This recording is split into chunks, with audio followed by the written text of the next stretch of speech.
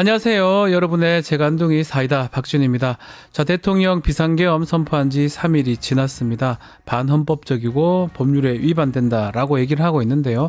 자, 목적 여하에 따라서 내란죄, 반란죄도 지금 성립할 수 있는 그런 상황입니다.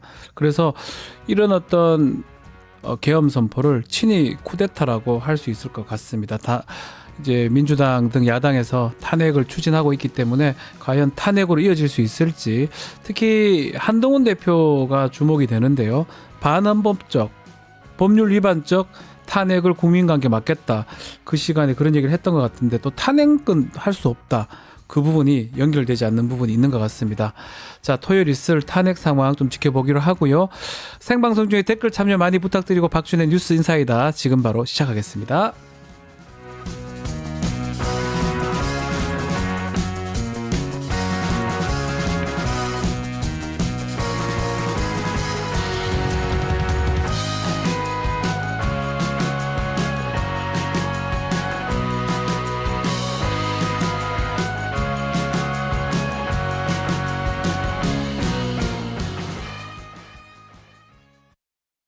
유튜브 구독하고 실시간 채팅과 댓글을 남기시면 매일매일 7,000TTCO를 드립니다. 참여 방법은 통통물 어플을 다운로드하고 회원가입과 로그인을 해주세요. 마이페이지에서 나의 회원 고유 번호를 복사해주세요. 유튜브 구독 후 실시간 채팅이나 댓글창에 고유 번호를 한 번만 입력하면 준비 끝! 지금 유튜브 채팅과 댓글 쓰기 참여하고 7,000TTCO 받아가세요.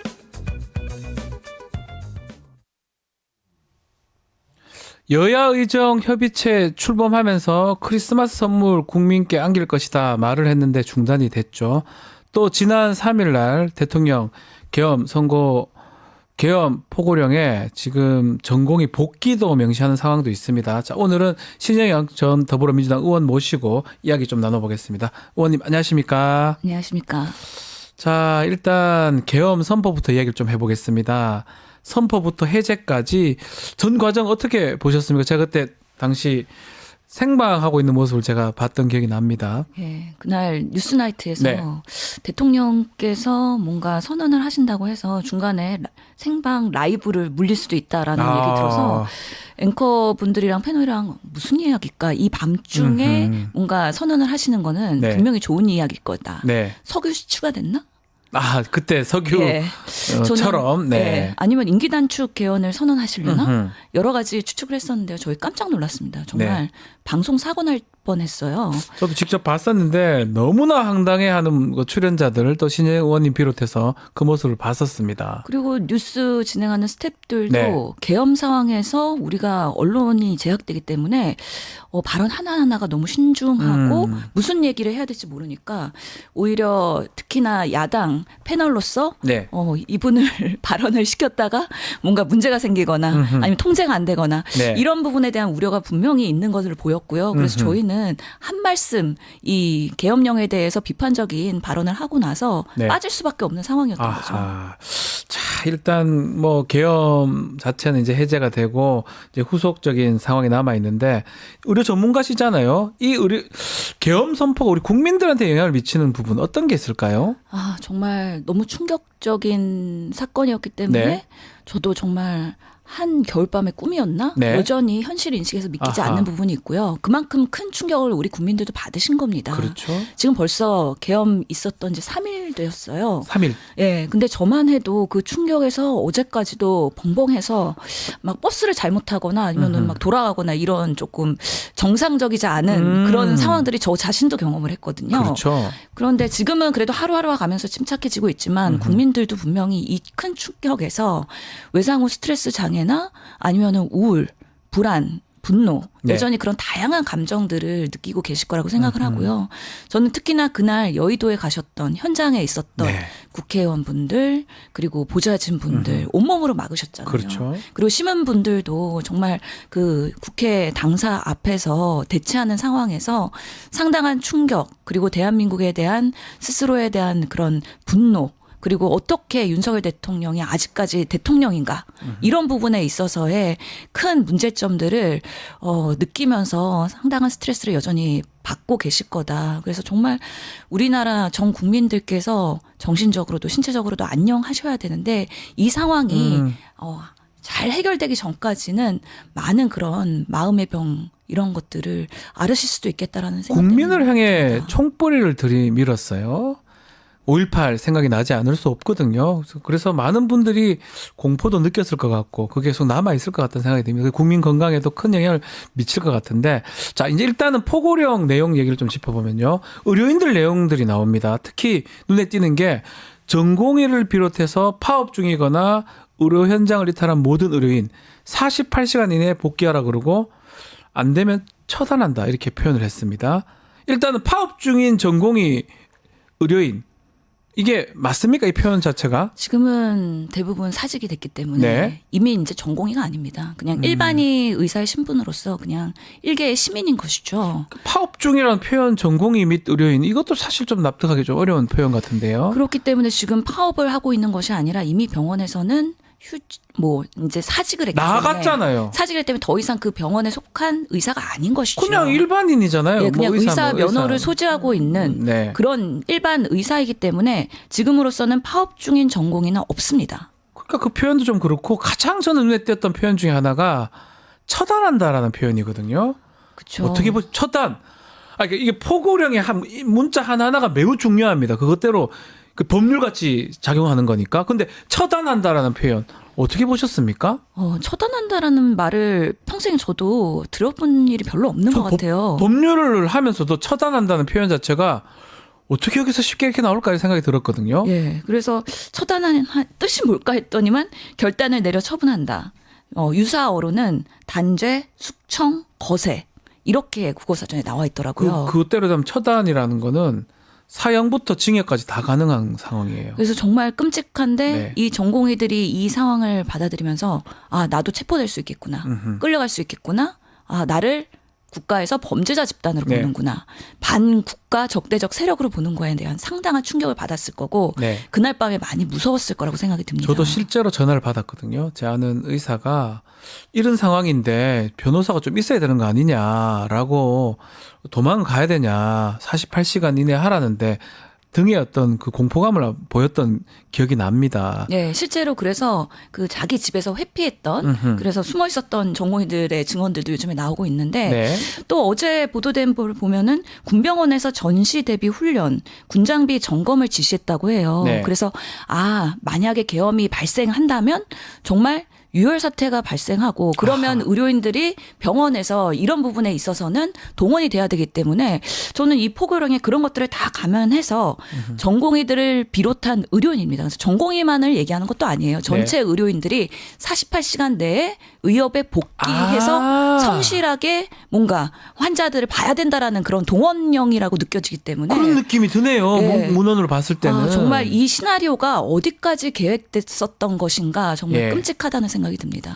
의료계 내부도 대부분 그런 어떤 반응을 좀 가지고 있는 겁니까? 그렇죠. 지금 의사들은 이런 비상사태에서도 네. 동원이 돼야 되는 그런 아하. 대상이구나 예. 라는 생각을 하니 정말 이 직업적 회의감도 들고요.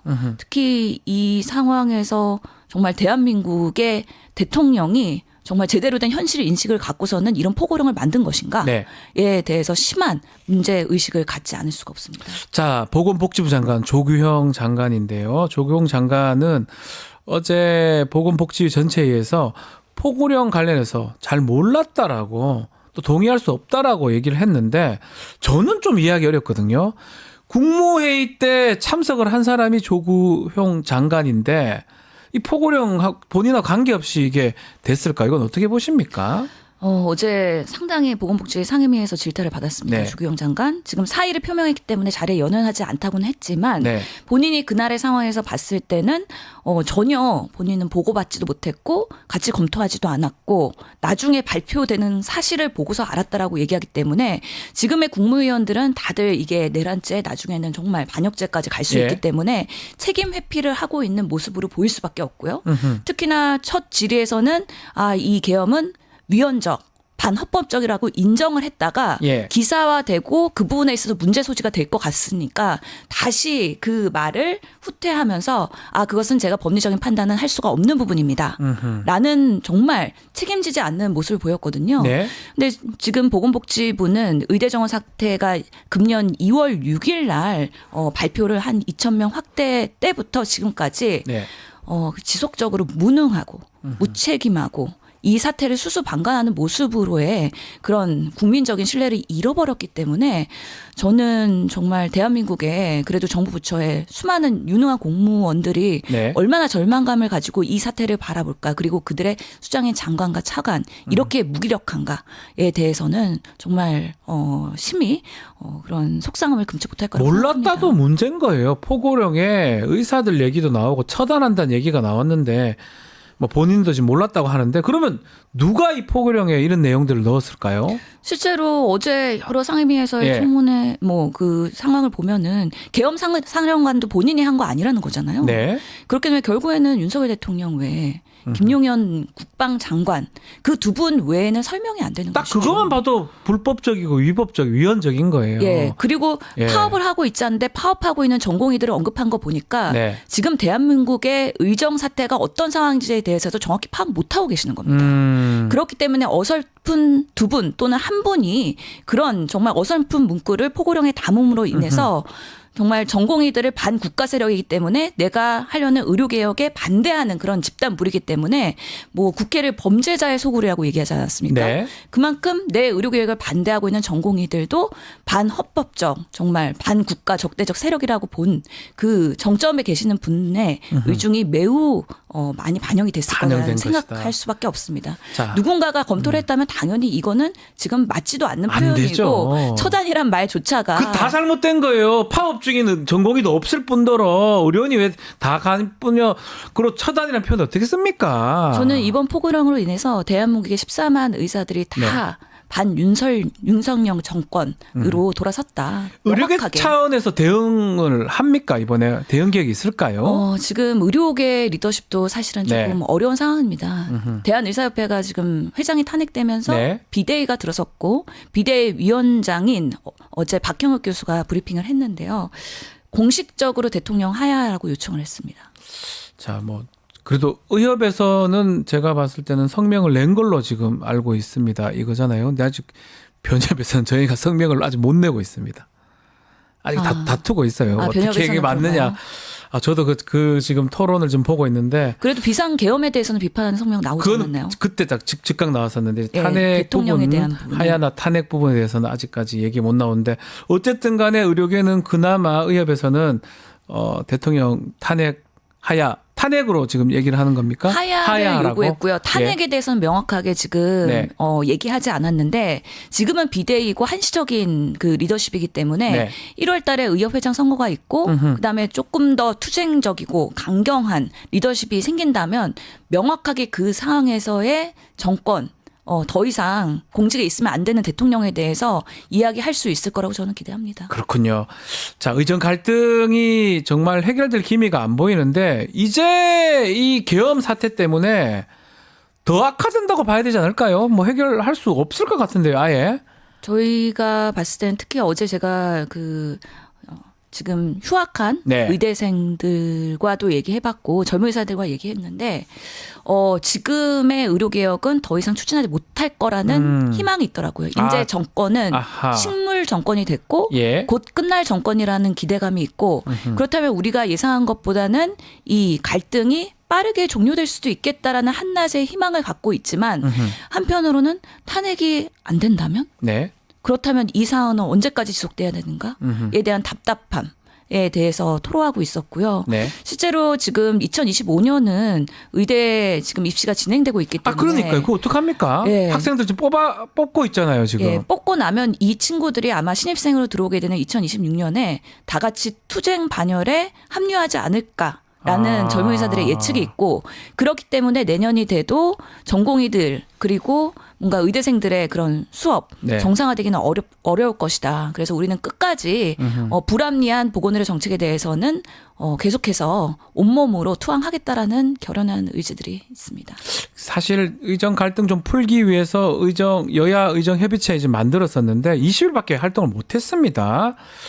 저희도 좀 사실 좀 뭔가 해결책이 나왔을 때 그때 또 우리 의원님 모시고 좀 얘기를 하려고 했는데 결국은 이렇게 자초가 됐는데 어떻게 그렇게 좀 예상을 했던 게 있는 겁니까? 예, 민주당이 현명했다고 봅니다. 여야 의정이 아니라 여의정. 여의정이죠. 예. 야가 빠져 있으니까요. 예, 민주당은 젊은 의사들, 당사자들이 포함되지 않는 이 협의체에서 무엇을 논할 수 있겠느냐. 네. 그리고 대통령이 바뀌지 않는데 어떤 진정성을 갖고서는 성과를 낼 수 있겠느냐에 대해서 명확하게 지금 판단을 하고 들어가지 않은 것입니다. 네. 결국에는 한동훈 대표의 작품이라고 볼 수밖에 없는데요. 한동훈 대표 최상병 특검 진행했습니까? 아닙니다. 예, 여야 지금 의료 대란 해결했습니까? 아니요. 말만 하고 형식적이고 요식적인 방식으로의 사안을 추진하지만 결국에는 아무런 성과도 없습니다. 네. 여의정 협의체도 젊은 의사들이 봤을 때나 의료계가 봤을 때는 이거는 진정성 없는 아주 요식적인 기계적인 그런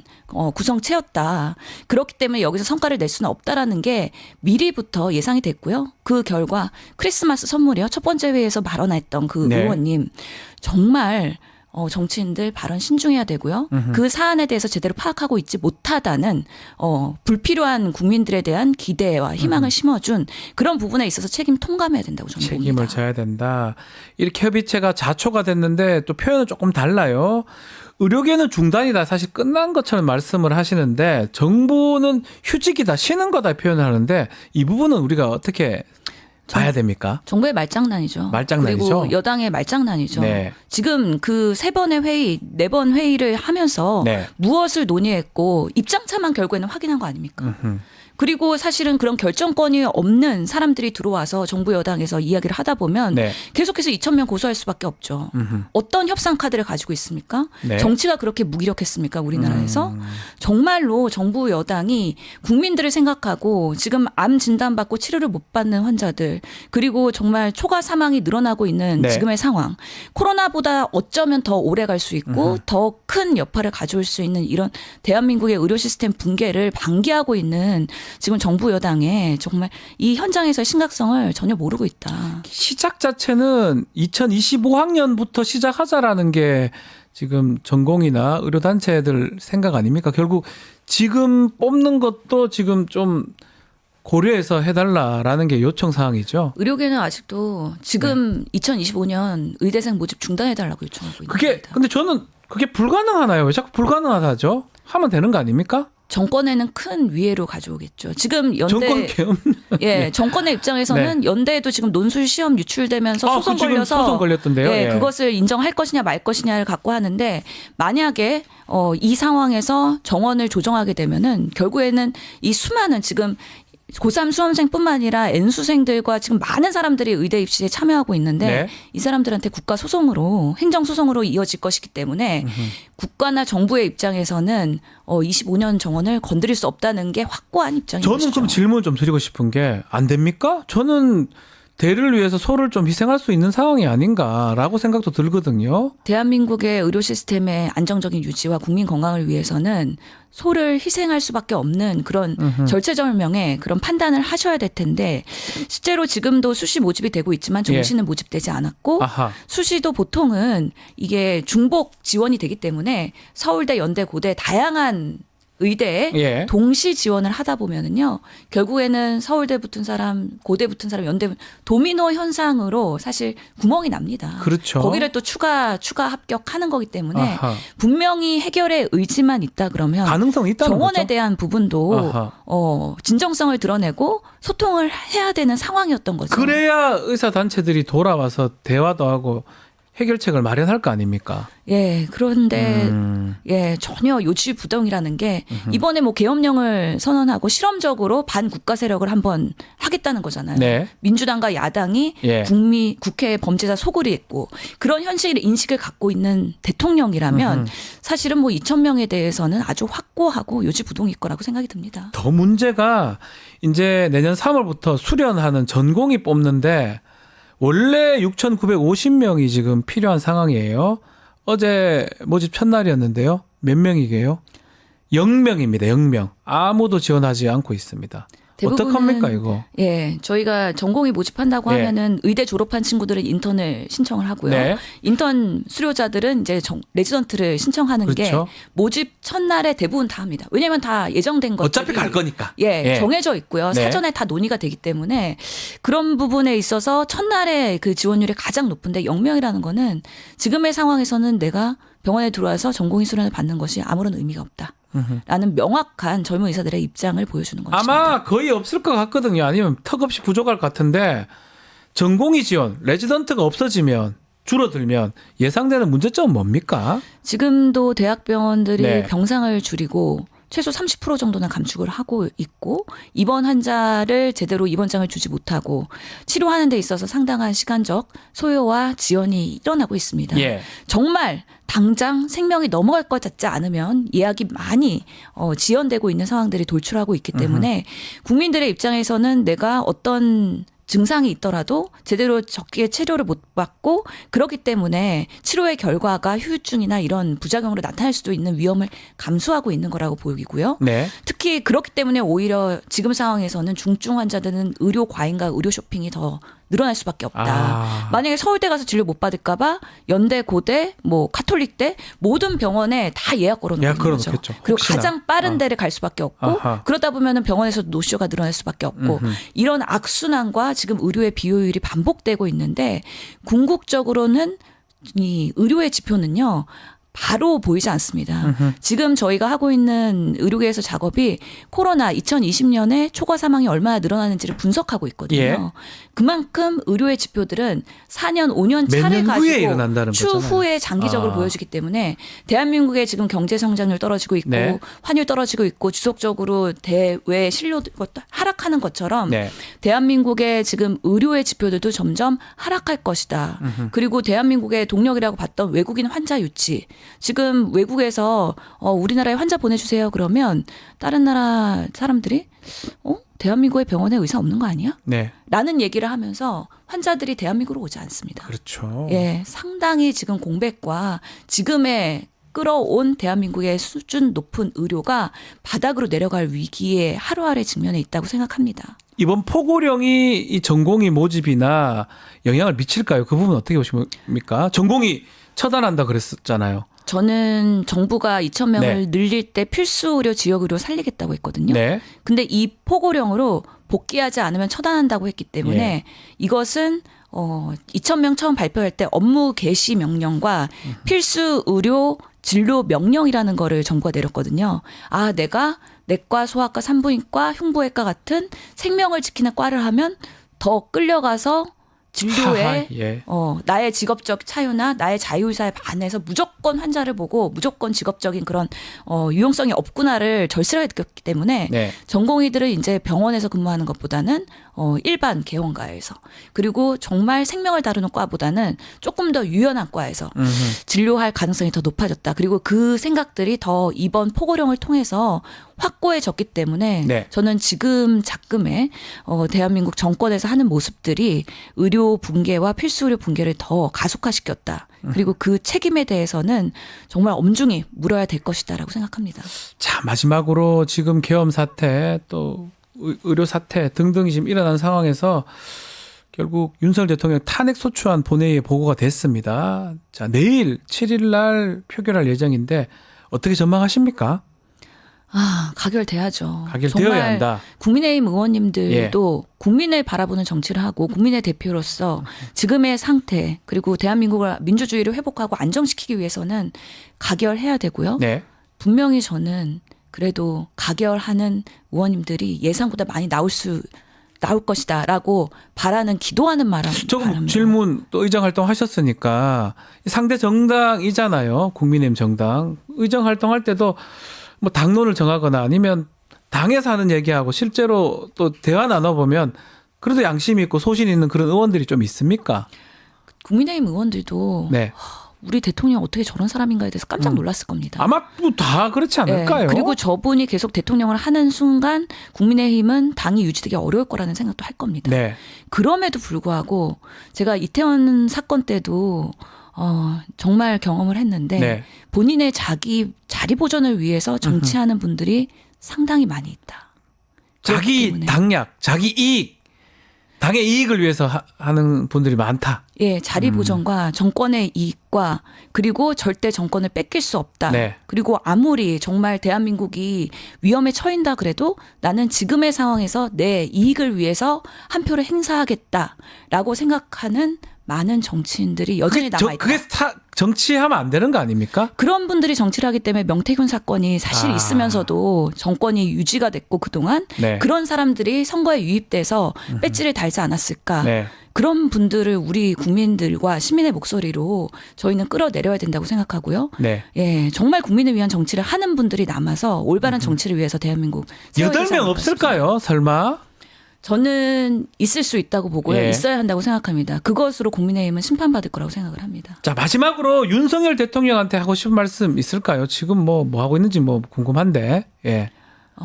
적어도 대한민국의 국민이지 않습니까? 네. 그리고 지금의 상황에서 본인이 할 수 있는 것이 없다라고 판단을 하셔야 됩니다.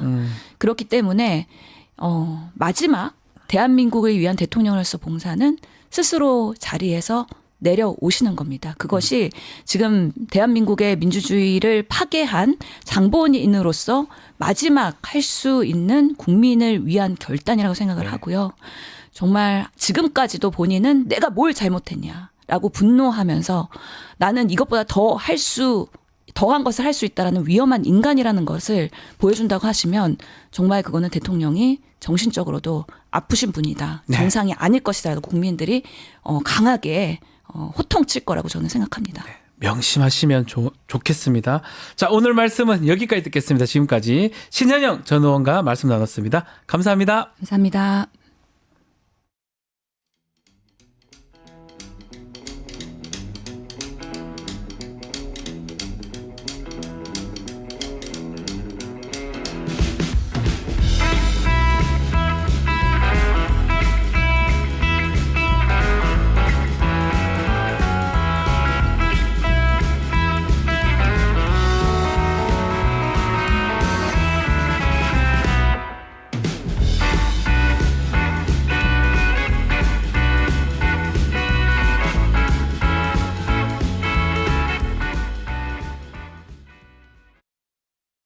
혼돈의 증시 계속되는 불확실성.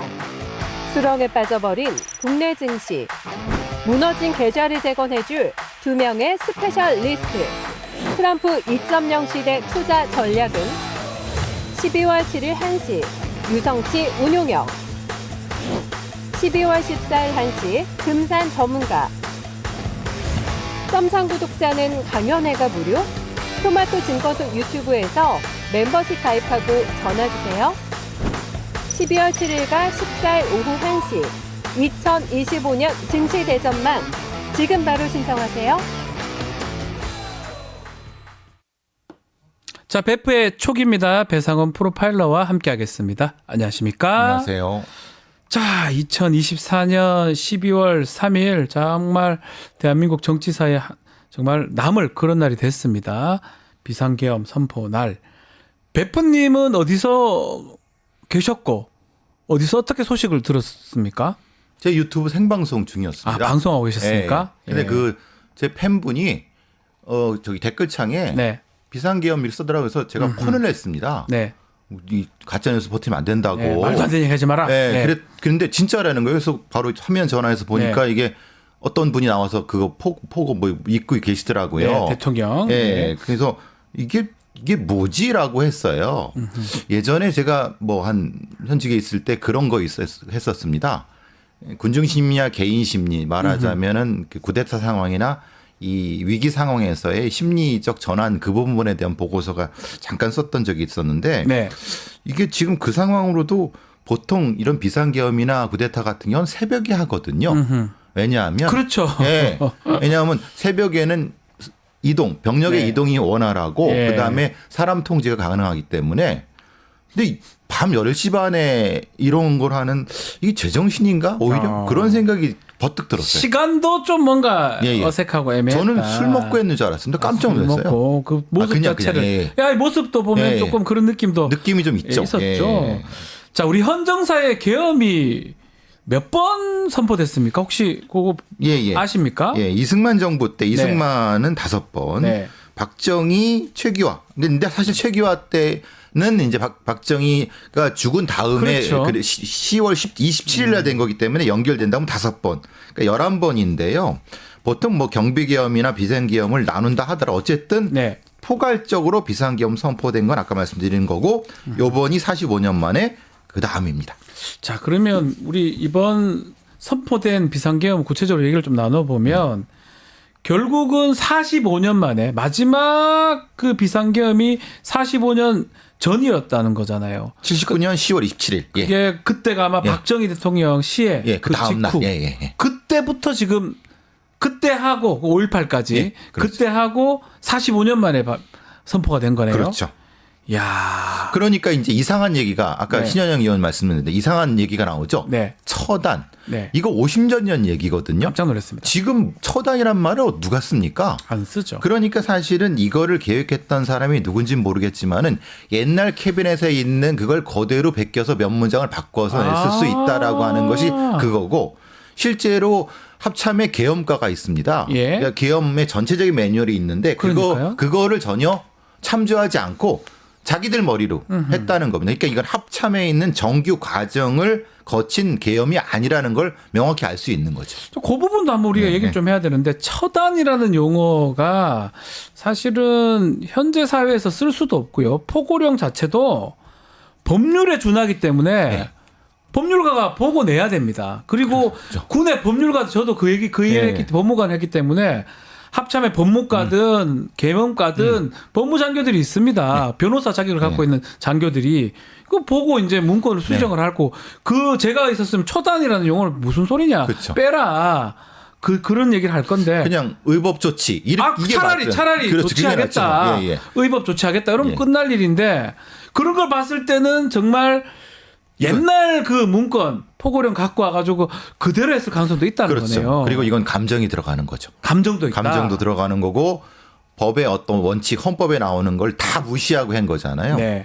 사실 이 비상계엄은 프랑스부터 시작된 겁니다. 초기에 제일 첫 번째 이게 행정법 쪽에 나타나는 건데 그때 시대나 될 수 있는 용어를 그대로 쓴 거거든요. 네. 그게 일본으로 넘어와서 계엄법이라는 게 만들어지고 이렇게 그렇죠. 되면 됐는데 그러니까 말하자면 이거는 옛날 사람 진짜 현실 감각이 거의 없는 일부 소수의 군인들이라든가 아니면 네. 그런 사람들이 만들어냈을 가능성이 높은 그 포고령만 봐도 그렇게 볼 수 있는 거죠. 그 옛날 사람이기도 하고 검토를 제대로 안 받았다 예. 또 있지만 저는 베프님 말씀 중에 거기 딱 와닿네요. 그 한 명의 마음이 반영된 것 같아요. 예.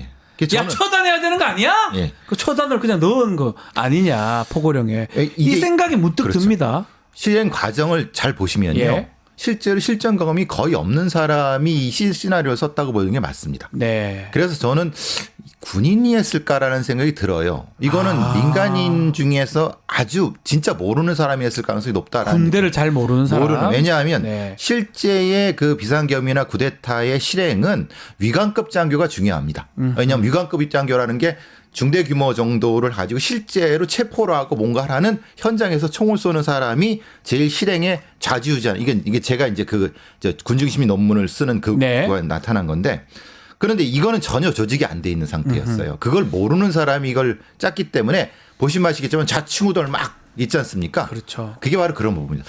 그러니까 현장에 국회 현장에 방첩사 뭐라고 해야 하나 그 특임대요. 그 사령관 예. 이제 옛날에 안보사령관, 예. 기무사령관이 기무사령관. 현장에 네. 있었다고 해요. 전혀 뭘 할지도 모르는 사람이지 않습니까? 국회의원 체포도 못하고 예. 소위 말하는 요인 체포라는 것 그들 입장에서 이거는 진짜 너무 엉성한 것은 이거는 제가 보기에는 군인들이 짠 것 같지는 않습니다. 군인들이 예. 정말 치밀하게 짠 내용이 아닐 예, 수 있다라고 지금 말씀 주셨는데 자 45년 전에 그 마지막 비상계엄 45년 만에 또 있는 지금의 비상계엄 어떻게 좀 다른지도 좀 살펴봐야 될 것 같은데 지금 좀 눈에 띄는 게 예전에 계엄 기간이 길었던 게 제일 길었던 게 456일도 있더라고요. 근데 그렇죠. 이번에는 어쩌면 다행스럽긴 하지만 6시간 만에 계엄이 해제됐습니다. 당연하죠. 6시간 만에 계엄 해제 이건 어떻게 보셨습니까? 그때와 지금 다른 것은 그때의 계엄은 말 그대로 비상대권 계엄입니다. 네. 그러니까 입법부까지 해산할 수 있는 계엄입니다. 근데 그렇죠. 이게 이제 87년 체제가 되면서 입법부는 절대 손을 못 대게 헌법이 바꿨고 계엄법 바꿨습니다. 네. 그러니까 입법부를 유지하는 건 뭐냐면 과거의 입법부까지 해산하게 되면은 계엄을 정지할 방법이 없는 거예요. 아. 그러니까 입법부를 유지해야지 계엄을 정지하거나 해산할 어떤 기구가 있는 거잖아요. 그렇죠. 그래서 이제 87년 체제에서는 그걸 바꿨고 그 차이 때문에 6시간 만에 다행히 국민들과 국회의원들의 노력으로 이게 해제가 된 거지. 만약에 그게 없었으면 이건 뭐 방법이 없는 거예요. 네. 그러니까 그 차이가 확실히 있는 겁니다. 이 외신에서 표현하기론 우리 대한민국 폼 미쳤다 이렇게 표현해요. 왜냐? 그 시민들이 모여서 그걸 막는 모습하고 네. 또 우리 군인들이 뭐 특임대라든지 공수부대 가서 아주 적극적으로 어떤 체포라든지 하는 모습은 아니었어요. 비록 유리창 깨고 들어가는 모습이 있었지만 거기다 국회의원들이 단물 넘고 이래 들어가서 빨리빨리 처리가 됐는데 이런 어떤 시민의식 이런 것도 평가를 좀 받아야 되지 않을까요? 당연하죠. 지금 이 쿠데타를 막은 것은 시민들입니다. 아, 당연하죠. 예. 시민들이 탱크 앞에 그 군용 차량 앞에 눕고 막았기 때문에 이거 가능한 거지. 시민들이 아무것도 했다면 얘네들 그냥 그대로 들어왔을 겁니다. 그렇죠. 분명한 게 첫 번째가 이거 두 번째는 이거 우리가 707 특임이라든가 네. 동수부대들을 잘못하는 것은 걔네들은 그 사람들은 소위 말하는 쿠데타나 이 민간인 대상의 작전에 적합한 인물들이 아닙니다. 아하. 그러니까 김정은 참수 작전에는 적합한 사람들이 그렇게 훈련이 됐으니까 예. 차라리 양기사라든가 충정부대 같은 그러니까 계엄에 적합한 부대가 들어왔으면 사실은 성공했을 수도 있습니다. 근데 이 사람들은 그러니까 최정예지만은 사실은 이건 김정은 참수부대거든요. 그러니까 민간인을 상대하지는 못하는. 그러니까 이거를 그 수뇌부들이 네. 이 범죄자들이 강구한 것 같습니다. 범죄자들이, 그리고 예. 지금 707이나 이런 애들은 다 직업군인들입니다. 그렇죠. 과거에- 부사관 이상들이에요. 그렇죠. 예. 과거에 우리 그 쿠데타에 동원됐던 사람들은요 징집이거나 시키면 시키는 대로 하는. 그러니까 그만큼 시민의식이 달라지고 직업군인식이 달라지면서 그들이 지금 국회에서 어떻게 했습니까? 꼭 와갖고 뭐지 이렇게 그러면서도 사실은 쭈뼛쭈뼛했잖아요. 네. 적극적으로 안 했단 말입니다. 실제로 가면서 임무를 정확하게 지시 못 받았던 것 같아요. 그렇죠. 현장에서 얘기를 들었다고 하거든요. 국회의원들 체포하라고. 그러니까 뚝 떨어졌는데 거기 갔는데 실제로는 뭘 해야 되는지를 몰랐던 네. 거죠. 그러니까 당연히 그러겠죠. 근데 보도에 따르면 뭐 북한 얘기를 하면서 국회를 데리고 갔다고 하거든요. 그 정도만 인지를 하고 갔는데 딱 가보니까 정확한 지시는 국회의원들 체포하라, 그렇죠. 잡아라 이런 명령이 떨어지니까 아마 그때부터는 멘붕이 왔죠. 저는 우리 군인들이 제복 입은 시민들 아니겠습니까? 민주 그렇죠. 시민들 아마 판단을 했지 않았을까? 저는 좀 그렇게 생각합니다. 판단을 했지만 명령권자는 뒤에 있었잖아요. 있으니까요. 그러니까 뭐 3스타가 거기 예. 나와 있었다고 하니까 그거에 때문에 쭈뼛 그래서 우리가 생방 다 봤지만 약간 어설펐어요. 그렇죠. 제가 아는 707 특임대라면 사실은 진압하려면 정말 수시간 만에 몇 그렇죠. 분 만에 네. 진압 가능하거든요, 가능하죠. 사실은. 네. 근데 그렇게 하지 않았던 모습은 하지 않았을 뿐 그들의 선의도 분명히 존재했다. 네. 그렇지만은 양가적 감정이 있었다. 아하. 왜냐하면 명령도 들어야 되고 명령 들어야죠. 그런데 시민을 죽일 수는 없고 왜냐하면 지금 시민들이 앞에 있지만 그걸 제압하고 가려고 하면요. 네. 사실은 무력을 사용해야 되거든요. 근데 그들이 무력을 사용하면 그 사실 어렵겠습니까? 네. 근데 그들은 안 하는 부분이 있는 거죠. 네. 그리고 사실 그들이 가져간 무기를 보면요. 저격소총이라든가 이런 형태의 돌격소총 같은 큰 것들을 가져갔어요. 네. 그건 시민을 대상으로 하는 게 아닙니다. 그건 적을 대상으로 된 거죠. 아니 뭐 그러면 의원들 쏘는 겁니까? 그러니까 근데 의원들 쏜다는 것은 본인들이 살인자가 되는 거예요. 네. 그러니까 명령이지만 살인자가 되는 건 다른 문제죠. 그러니까 그 부분 때문에 이것은 이 어떻게 보면 되게 다행인 거죠. 어쩌면 우리나라의 다행일 민주주의의 것이다. 다행인 거죠. 자, 5.18 민주화 운동을 떠올리게 한다라는 분들도 많습니다. 아마 또 그거 생각했던 분도 꽤 많았을 것 같고, 왜냐하면 군인이 와서 막 주둔했던 모습들, 광주에서 그 기억들을 다 하고 있잖아요. 부마 뭐 다 네. 마찬가지였어요. 과거의 5.18 때하고 좀 비슷한 부분이랑 좀 다른 부분 어떻게 봐야 됩니까? 비슷한 거는 이들 수뇌부 이 군사 반란자들이 착각한 것은 공수부대 동원하면 국민들이 겁을 먹고 네. 국회의원들이 겁을 먹고 주춤할 것이다. 지금 절대 그렇지 않습니다. 안 그렇죠. 나가서 우리 네. 장갑차 손으로 맞고 이랬잖아요. 맞고 안규령 같은 사람은 총구를 잡아버렸어요. 시민의식이 달라집니다. 네. 그리고 그게 유사한데 네. 그때와 다른 건 뭐냐면 그때는 이 경찰의 체포조 그리고 방첩사의 체포조들이 미리 계획이 딱 짜갖고 아하. 뭐 아시다시피 그 계엄이 선포되면 경찰서에는 대위가 와서 서장을 대신합니다. 네. 그리고 그 강력계 형사들이 다 합수부에 들어가서 합동수사본부에 들어가서 그들이 일선에 있는 그 정치인들을 체포하는 게 명령이 하달됩니다. 네. 현재가 다 끝납니다. 그렇죠. 프로파일러들은 뭐 합심조 같은 데 투입이 되고 그게 다른 거예요. 지금은 그런 시스템이 전혀 없었습니다. 아하. 그러니까 방첩사 일부만 국회의원을 체포해야 된다라고 추상적 명령을 내렸지. 5.17 쪽에서는 미리 시작하면서 다 체포를 했잖아요. 2,000명을. 그 차이가 있습니다. 자, 결국은 좀 이렇게 보는 게 맞는 것 같아요. 정말로 지금 무력화 시키려고 했는데 실패한 거네요. 그렇죠. 그렇게 보는 게 맞겠네요. 그러니까 계획은 했죠. 계획 확실히 세워놨고. 추상적 계획은 했지만 예. 그거를 구체화 시키려고 그건 이제 말하자면 김용현이 자백했습니다. 뭐라고 했냐면 네. 중과부적. 그러니까 자기가 다른 쪽을 포섭하려고 했는데 못했다는 거잖아요. 아. 그냥 하지만 그 기간 몇 시간 동안 합참의 저 계엄 본부에서 계속 일선 부대나 경찰들을 설득하고 뭐 압박하고 항명죄 되면서 하라고 했는데 실제의 현장 지휘관들은 거부했을 가능성이 높습니다. 아, 그럴 수도 그러니까 있겠네요. 실패를 했죠. 그리고 경찰에 있는 제가 들은 바도 현장에 있는 일선에 있는 팀장 이런 사람들 서장들이 이게 뭐야? 그러니까 뭐가 내려와도 실행을 안 하는 거예요.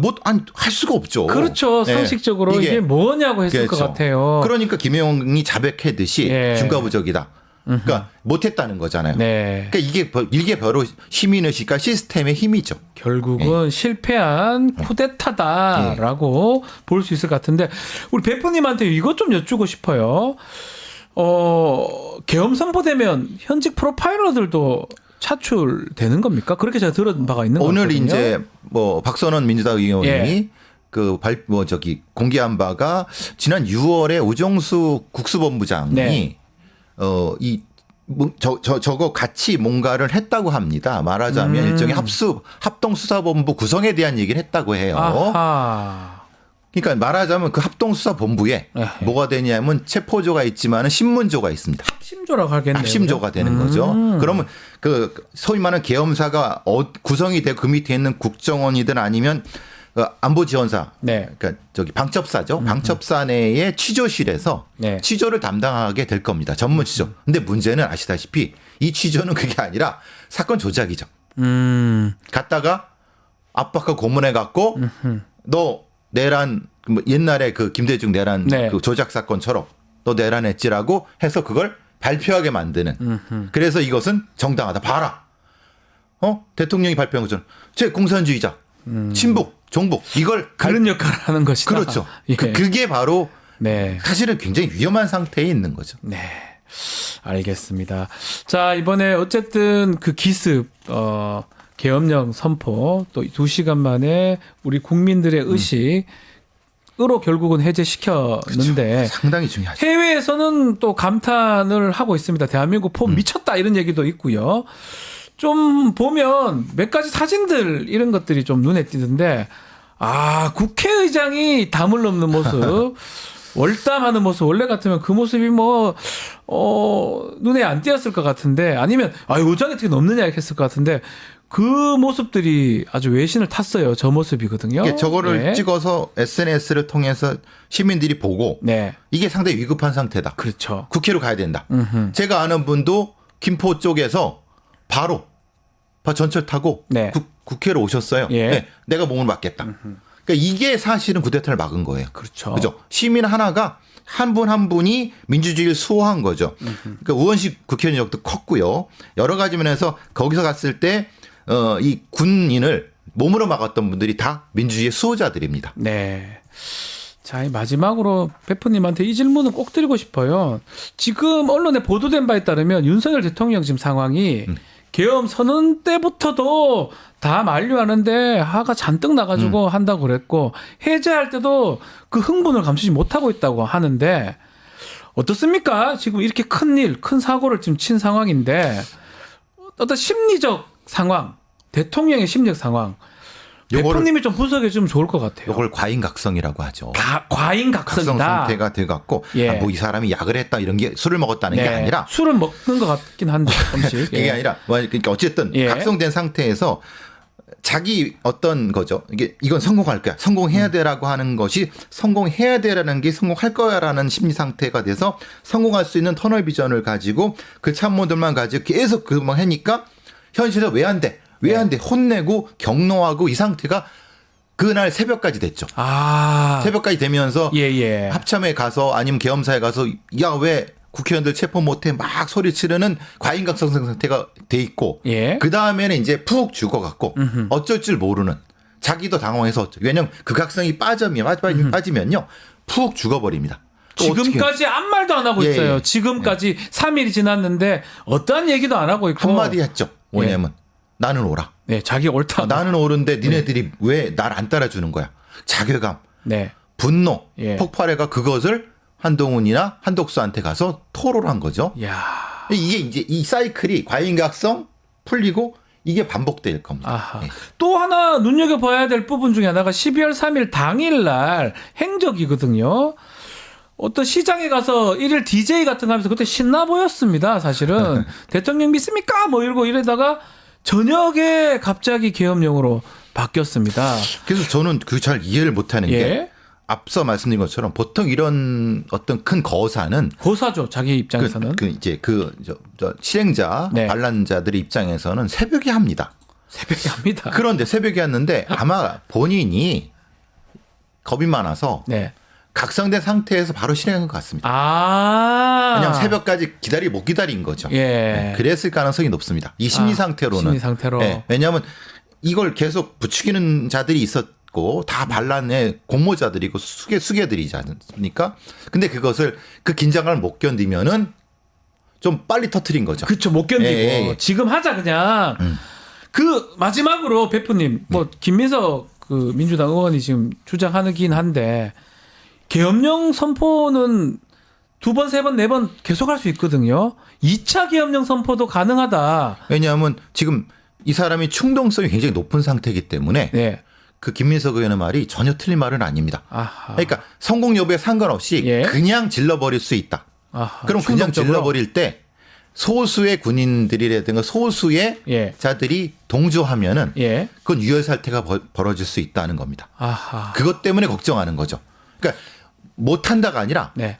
성공에 상관없이 그냥 해버리는 상태가 가장 위험하다는 거예요. 그러니까 치밀하게 준비 안 됐다 하더라도 예. 본인의 어떤 각성 상태라든지 과잉 상태에서 그냥 질러버릴 수 있다는 거죠. 왜냐하면 소수의 친위 부대가 있지 않습니까? 네, 있죠. 그러니까 지금도. 뭐 사실은 뭐 김영현 예, 있지만 예. 소수의 그래서 계속 그걸 부추기는 자들도 지금 있고 네. 그게 제일 걱정인 거죠. 야, 그 부분 때문에 지금 베프님 얘기 들어보면 이 탄핵을 좀 반드시 해서 직무 정지가 돼야 될 상황이 아닌가 이 생각이 드는데요. 뭐 아시다시피 미국에는 법무부 장관이 독특한 특징을 가지고 있습니다. 네. 왜냐하면 대통령 정부에 대해서 그걸 같이 하지만 사실은 이걸 감시하는 국회에 보고하는 우리도 차후에 법을 바꿀 때 그런 역할을 하는 사람이나 직위가 있어야 된다고 생각합니다. 알겠습니다. 자, 오늘 말씀 배포의 촉좀 계엄 얘기 좀 해봤습니다. 자, 배상훈 프로파일러와 함께했습니다. 오늘 말씀 감사합니다. 감사합니다.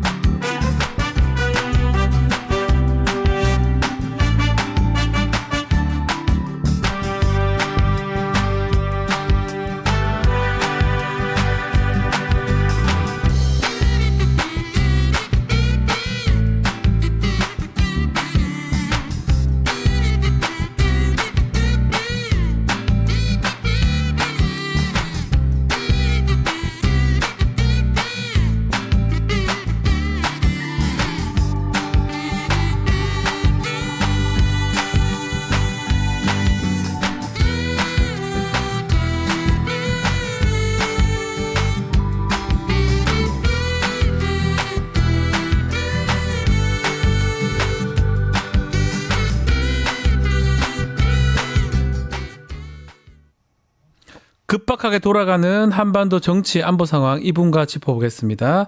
최강 디펜스 김종대 전 의원과 함께합니다. 안녕하십니까? 안녕하십니까? 자, 비상계엄 상황이 지금 또 해제가 되긴 했지만 우리 의원님은 상당히 바쁘시더라고요. 제가 보는 방송마다 지금 계속 좀 주무시지도 못하고 계속 이제 하는 것 같은데 뭐 그만큼 또 전문가시고 또 많은 얘기를 또 해주셔야 되니까 뭐 그런 걸로 보고 일단 해명이 나왔는데 첫 해명이 이거예요. 국정을 정상화하고 회복하기 위한 조치고 합법적 틀 안에서 할 수 있는 모든 행동했다. 이렇게 표현이 됐습니다. 대통령실. 굉장히 위험한 상황입니다. 야, 이게 뭡니까? 합법적인 틀이라면 대통령은 선전포고도 할 수 있는데 그럼 전쟁을 일으켜도 그거 합법이네 그렇게 따지면. 그러니까요. 그런데 이게 우리나라 헌법은 이런 군사에 관한 거 네. 대통령은 국군을 통수한다고 돼 있고 네. 모든 국군에 대한 통수 행위는 문서로서 한다. 그리고 국무회의 심의를 거친다. 이게 헌법의 의무조항으로 다 규정이 돼 있습니다. 꽝 받아놨거든요. 예. 이거는 대통령이 군을 통수하는 데 있어가지고 어떤 그 실수를 하거나 또는 비합법적인 어떤 행동을 하지 않도록 하는 우리나라의 강력한 네. 헌법 정신입니다. 그런데 지금 합법적인 틀 안에서 행동을 했다 그러면서 이제 대통령의 독단에 의한 어떤 제가 보기에 알코올성 치매 증상 같아요. 네. 그런데 이런 상태에서 극도로 흥분하거나 분노 조절이 안 되는 이런 상태에서의 국군 통수라는 것이 합법적 틀이라고 그런다면은 네. 이거는 국무위원들의 양심이 대통령의 지금 직무를 제한해야 되는 또 다른 헌법적이고 합법적인 행동으로 저지해야 된다. 그리고 무엇보다도 내란을 도모하고 친위 쿠데타를 도모한 세력들이 지금 아직도 지휘권을 그대로 행사하고 그게 지금 댓글도 있잖아요. 올라오고 있는데 내란죄 수괴들이나 관련자들이 뻗어시 있어요. 옛날 같으면 헌병대나 뭐 지금 헌병 군사경찰이지만 군사경찰이죠. 체포해야 되는 거 아니냐 이런 얘기도 하거든요. 아니 지금 국방부의 김선호 장관 대행이 네. 아무 일도 안 하고 국방부 있는데 차관이요 지금. 지금 제가 보기에는 특전사 사령관과 여단장, 네.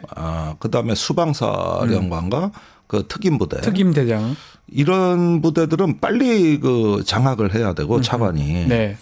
무엇보다도 시한폭탄이라고 할 수 있는 여인형 방첩부대장, 방첩사령관, 방첩부대장. 방첩사령관 예.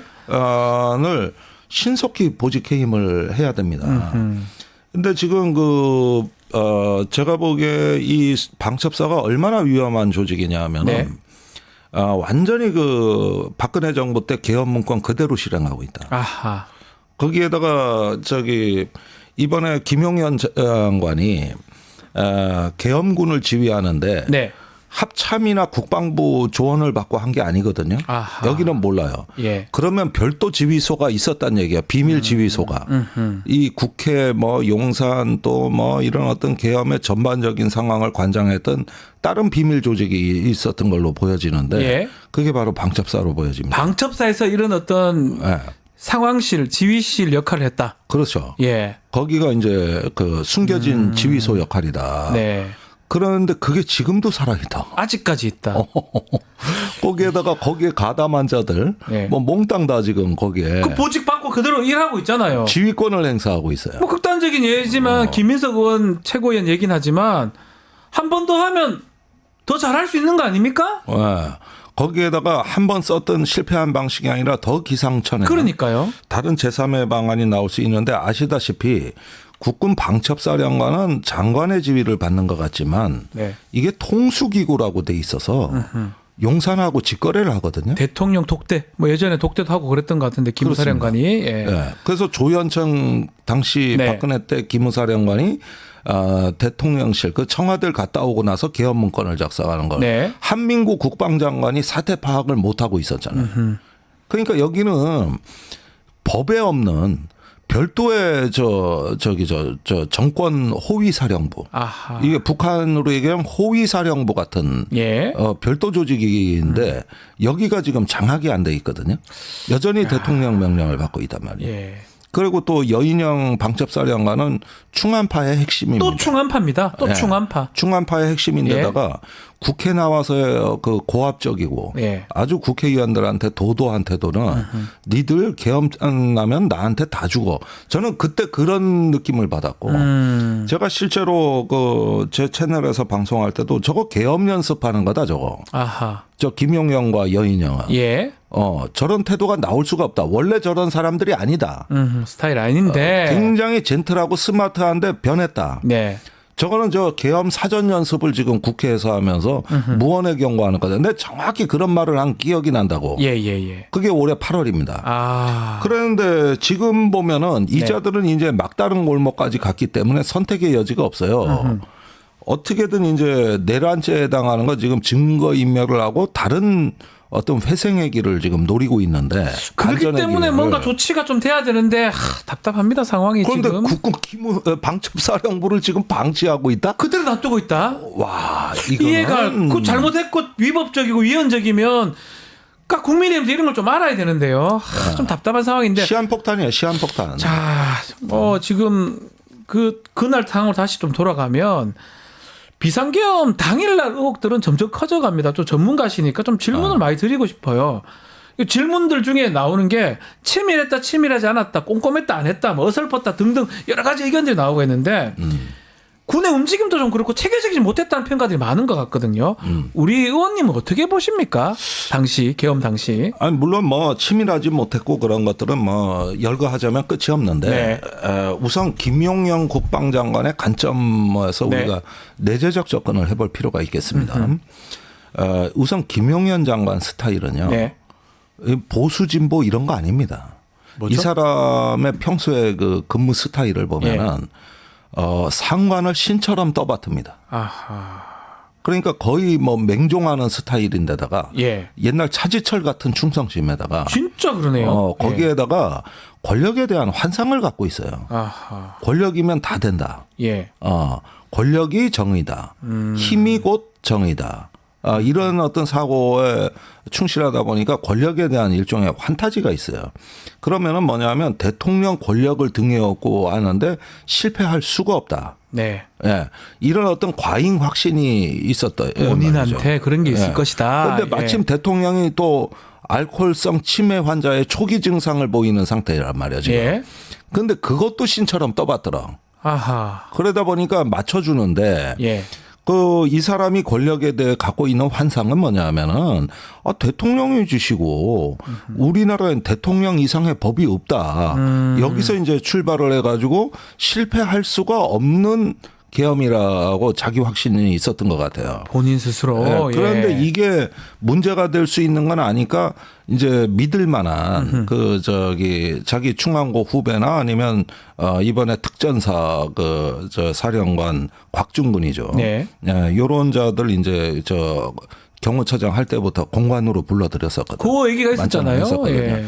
그때도 제가 얘기했던 건 예, 뭐냐면 이게 한 번도 아니고 여러 번이 왜 자꾸 부르냐? 거기 몰래. 예, 그랬는데 가장 눈여겨본 게 바로 그 지점인데 방첩사하고 수방사는 내가 100번을 양보해서 네. 경호처의 1차 협력기관이라고 내가 이해는 하겠다 이거야. 네. 그래서 업무 협의를 한다. 이것도 해서는 안 되지만 그런데 특전사가 왜 갑니까, 그 길을? 관이 껴있는 이게 심각한 부분이다. 제일 심각한 부분이 그거다. 여기는 직접적 협력기관이 아니라 어떤 국가가 대전복 작전이라 그래서 어떤 위기가 발생하면은 명령을 받고 출동해서 물리력을 행사하는 기관이지 뭘 기획한다거나 네. 또는 정보를 수집하는 기관이 아니에요. 그런데 이 특전사가 왜 경호처장을 만나러 왔느냐. 그러니까요. 요 대목이 제일 심각하다. 특전사랑 끼어 있다는 게.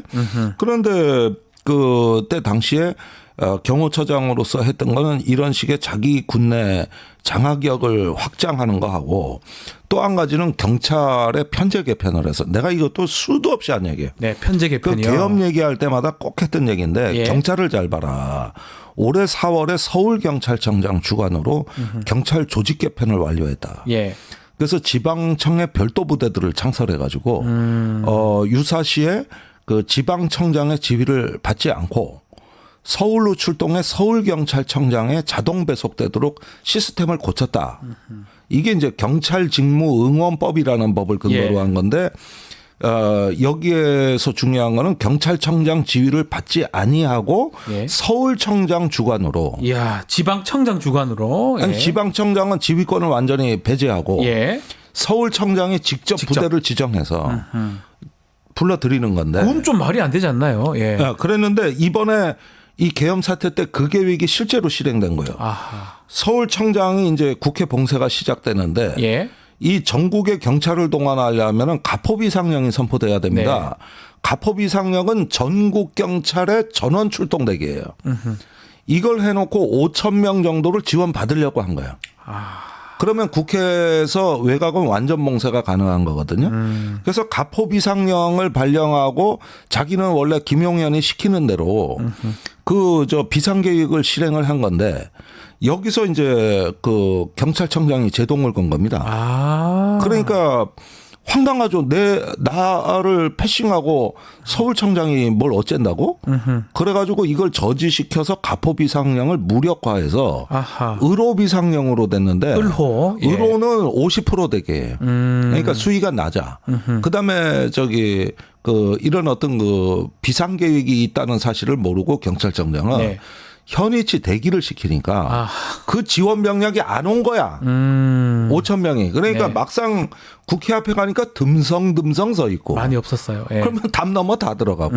이게 뚫려버린 건데 네. 이건 경찰청장하고 그 서울경찰청장하고의 지휘 혼선입니다. 이게 계엄 초기 사태였어요. 아. 그러면은 지금 보면은 이게 김용현 계획은 대통령이 계엄 선포가 하는데 어떤 놈이 맞겠어? 다 그냥 납작 엎드려서 저 복명해야지. 이렇게 해놓고 그 서울청장으로 하여금 국회 봉쇄를 했던 원래 자기 계획을 실행한 거야. 김용현 전 장관의 계획은 그랬다는 거죠. 이게 바로 권력에 대한 환상이라는 거예요. 그러니까 김용현 같은 사람은 어디 북한 같은 김정은 체제에서 근무하기에 딱 좋은 멘탈이에요. 권력자 한 명이면 다 되니까 거기는. 민주 시민은 아니네요. 뭐 생각하는 거 보면. 그러다 보니까 김용현 씨급 멘탈은 이런 민주주의적 규범을 무시하면서 권력에 대한 환타지. 네. 이것이 이제 절대 시대니까. 그러면은 경찰청장이 여기 간섭하리라고 생각도 못했는데 그러니까 변수가 생겼다는 거네요. 지금 의원님 말씀대로라면 의원님 지난번에 다른 방송에서 제가 말씀 봤는데 공군에서 막아가지고 헬기가 늦게 왔고. 그게 예. 내가 착오가 있었는데 공군 작전사령부도 유관기관인데 네. 이번에 허가를 안 내준 건 수방사였습니다. 일단 수방 어쨌든 간에 수방사. 그걸 좀 교정을 해야 될 것 같아요. 수방사예요. 예. 그 수방사가 용산 일대 P73 네. 비행금지 구역을 관할하는 그렇죠. 거는 그거는 수방사고. 어쨌든 거기도 지금 좀 늦어졌고. 늦어졌죠. 경찰도 그러니까. 지금 다 모이지 못했고 경찰청장이 중간에 딱 있어가지고 예. 뭐 이게 의도했든 의도하지 않았든 그런 어떤 조건들 때문에 이게 늦어진 거예요. 안 된 거라는 거잖아요. 그러니까 이것도 김용현식 관점엔 독특한 건데. 네. 야, 계엄 사태나고 가는데 어떤 놈이 누가 막아? 어떤 새끼가 이런 식의 사고를 가지고 있는데 실제로 막은 거예요. 예. 이게 지휘혼선이거든요. 아하. 그러니까 권력이면 다 된다. 예. 이러다 보니까 이 부분도 놓친 거예요. 그럼 다시 한번 그 상황을 보면 의원님 주장도 그렇고 우리 김민석 최고라든지 김병주 의원님 말씀도 그렇고 그 충안파들이 모일 때부터 계엄을 생각을 하고 있었고 또 그 계엄 문건에 따라서 다 움직였던 모습들도 보이거든요. 네. 그렇게 차근차근 준비하다가 왜 하필 12월 3일 날 딱 실행을 한 겁니까? 그게 좀 의문스럽습니다. 그걸 제가 내부 인사한테 좀 집요하게 물어가지고 예. 몇 가지 답변을 받아냈습니다. 예. 그런데 이번 계엄 사태의 1등 공신은 명태균과 아하. 한동훈이에요. 한동훈도 포함이 됩니까? 한동훈이 왜 그러냐. 대통령한테 첩보가 올라갔대요. 요건 상당히 신뢰할 만한 네. 소스인데 저 친한계 일부가 김건희 특검 탄핵 찬성으로 돌아서고 있다. 아하. 요 보고가 올라갔다는 거예요. 진짜 지금 외신 보면 아내를 사랑해서 계엄 선포했다 그 말하고 좀 맞아떨어집니까? 예. 그게 대통령한테 시간적인 압박. 예. 이제 곧 재표결이 다가오지 않고 그렇죠. 그런 부분하고 두 번째는 명태균의 황금폰이 곧 까질 것 같다는 제보할 것 같다는 예. 이런 첩보도 올라갔답니다. 그런데 이게 대통령한테는 어떤 신경줄을 건드려 놨다고. 이게 대통령의 신경줄을 건드려 가지고 어떤 흥분 상태 내지는 경로 상태로 일단은 이게 치닫게 만든 도화선이 됐다는 거. 그런데 사실은 또 하나의 숨겨진 것도 있는데. 뭐가 있습니까? 이게 강혜경 씨가 압수수색 당할 때 그 명태균 데스크탑을 집에 보관하고 있었거든요. 얘기했었잖아요. 그게 씨가. 검찰에서 포렌식이 다 됐답니다. 그럼 내용 나올 거 아니에요, 다. 근데 여기서 창원지검이 감당할 수 없는 내용이 있더라는 거예요. 도저히 이건 우리가 감당을 못 하겠다. 야. 그러니까 이 데스크탑이나 명태균의 황금폰이 왜 심각한지는 우리는 몰라. 네. 대통령 당사자는 알지. 알죠. 자기가 당사자니까. 예, 본인이 했으니까. 예.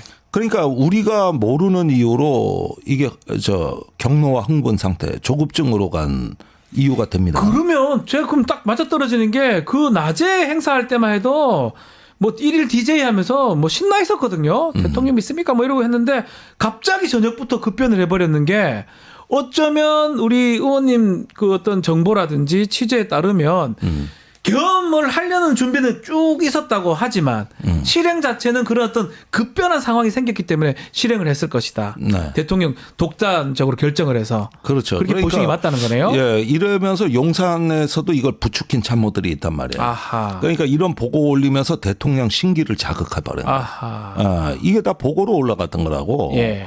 그래가지고 대통령이 이제 말하자면은 상당히 편집증적인 네. 이런 어떤 그 상황으로 치닫게 된 거 아닌가. 국무회의에서 뭐 사실 한덕수 국무총리는 굉장히 격앙이 돼서 아니, 정상적인 총리나 장관이면 다 막지요. 그거 주식 시장에는 다 박살나 박살 났고 지금. 네. 반대했다는 거거든요. 예. 그랬는데 20분 만에 국무회의 끝나고 전격적으로 담화를 그냥 발표해 버린 거예요. 네. 그러니까 이 부분은 뭐 이것도 이제 그쪽에서 나온 얘기입니다만은 최근에 어떤 거 알코올성 치매, 약간의 어떤 그런 흥분 상태를 보이는데 그런 어떤 초기 증상은 막 벌컥벌컥 화를 잘 내고 네. 그다음에 남의 얘기를 몇 마디 이상 못 들어요. 듣지를 못한다는 거네요. 듣지를 못해요. 예, 그런 어떤 그 상태에서 병적 상태 아닙니까 이러면? 그러니까 이런 상태는 일종의 그 분노가 자기 자신을 향한 분노이기도 해요. 내가 이렇게 행동도 못하는 겁쟁이야? 내가 이렇게 결단력이 없어? 이러면서 스스로를 막 질책해요. 그러다 보니까 남의 얘기는 들을 시간도 없고 네. 자기 자신을 학대하기 시작하는 거지. 이런 상태에서 결정이 내려진다. 예. 그런데 이게 결국은 지금 그 계엄이 해제된 지금 상황에서도 네. 내가 이번에 국회에 제대로 경고 한 번은 주었지. 이런 식의 어떤 자기 만족도 있지만 다른 얘기를 해요. 그게 말이 됩니까? 이런 부분도 줬다? 있지만은 이 내란에 충성하고 가담한 중요 가담자들에 대해서는 여전히 이 사람들하고 같이 가겠다는 그 내란 얘기를 오기가 되는 지금 거예요. 계속 하는데 침범하고 뭐 유리창 깨고 이런 부분도 그렇지만 저는 가장 눈에 띄는 게 어제 JTBC나 MBC 보도 부분입니다.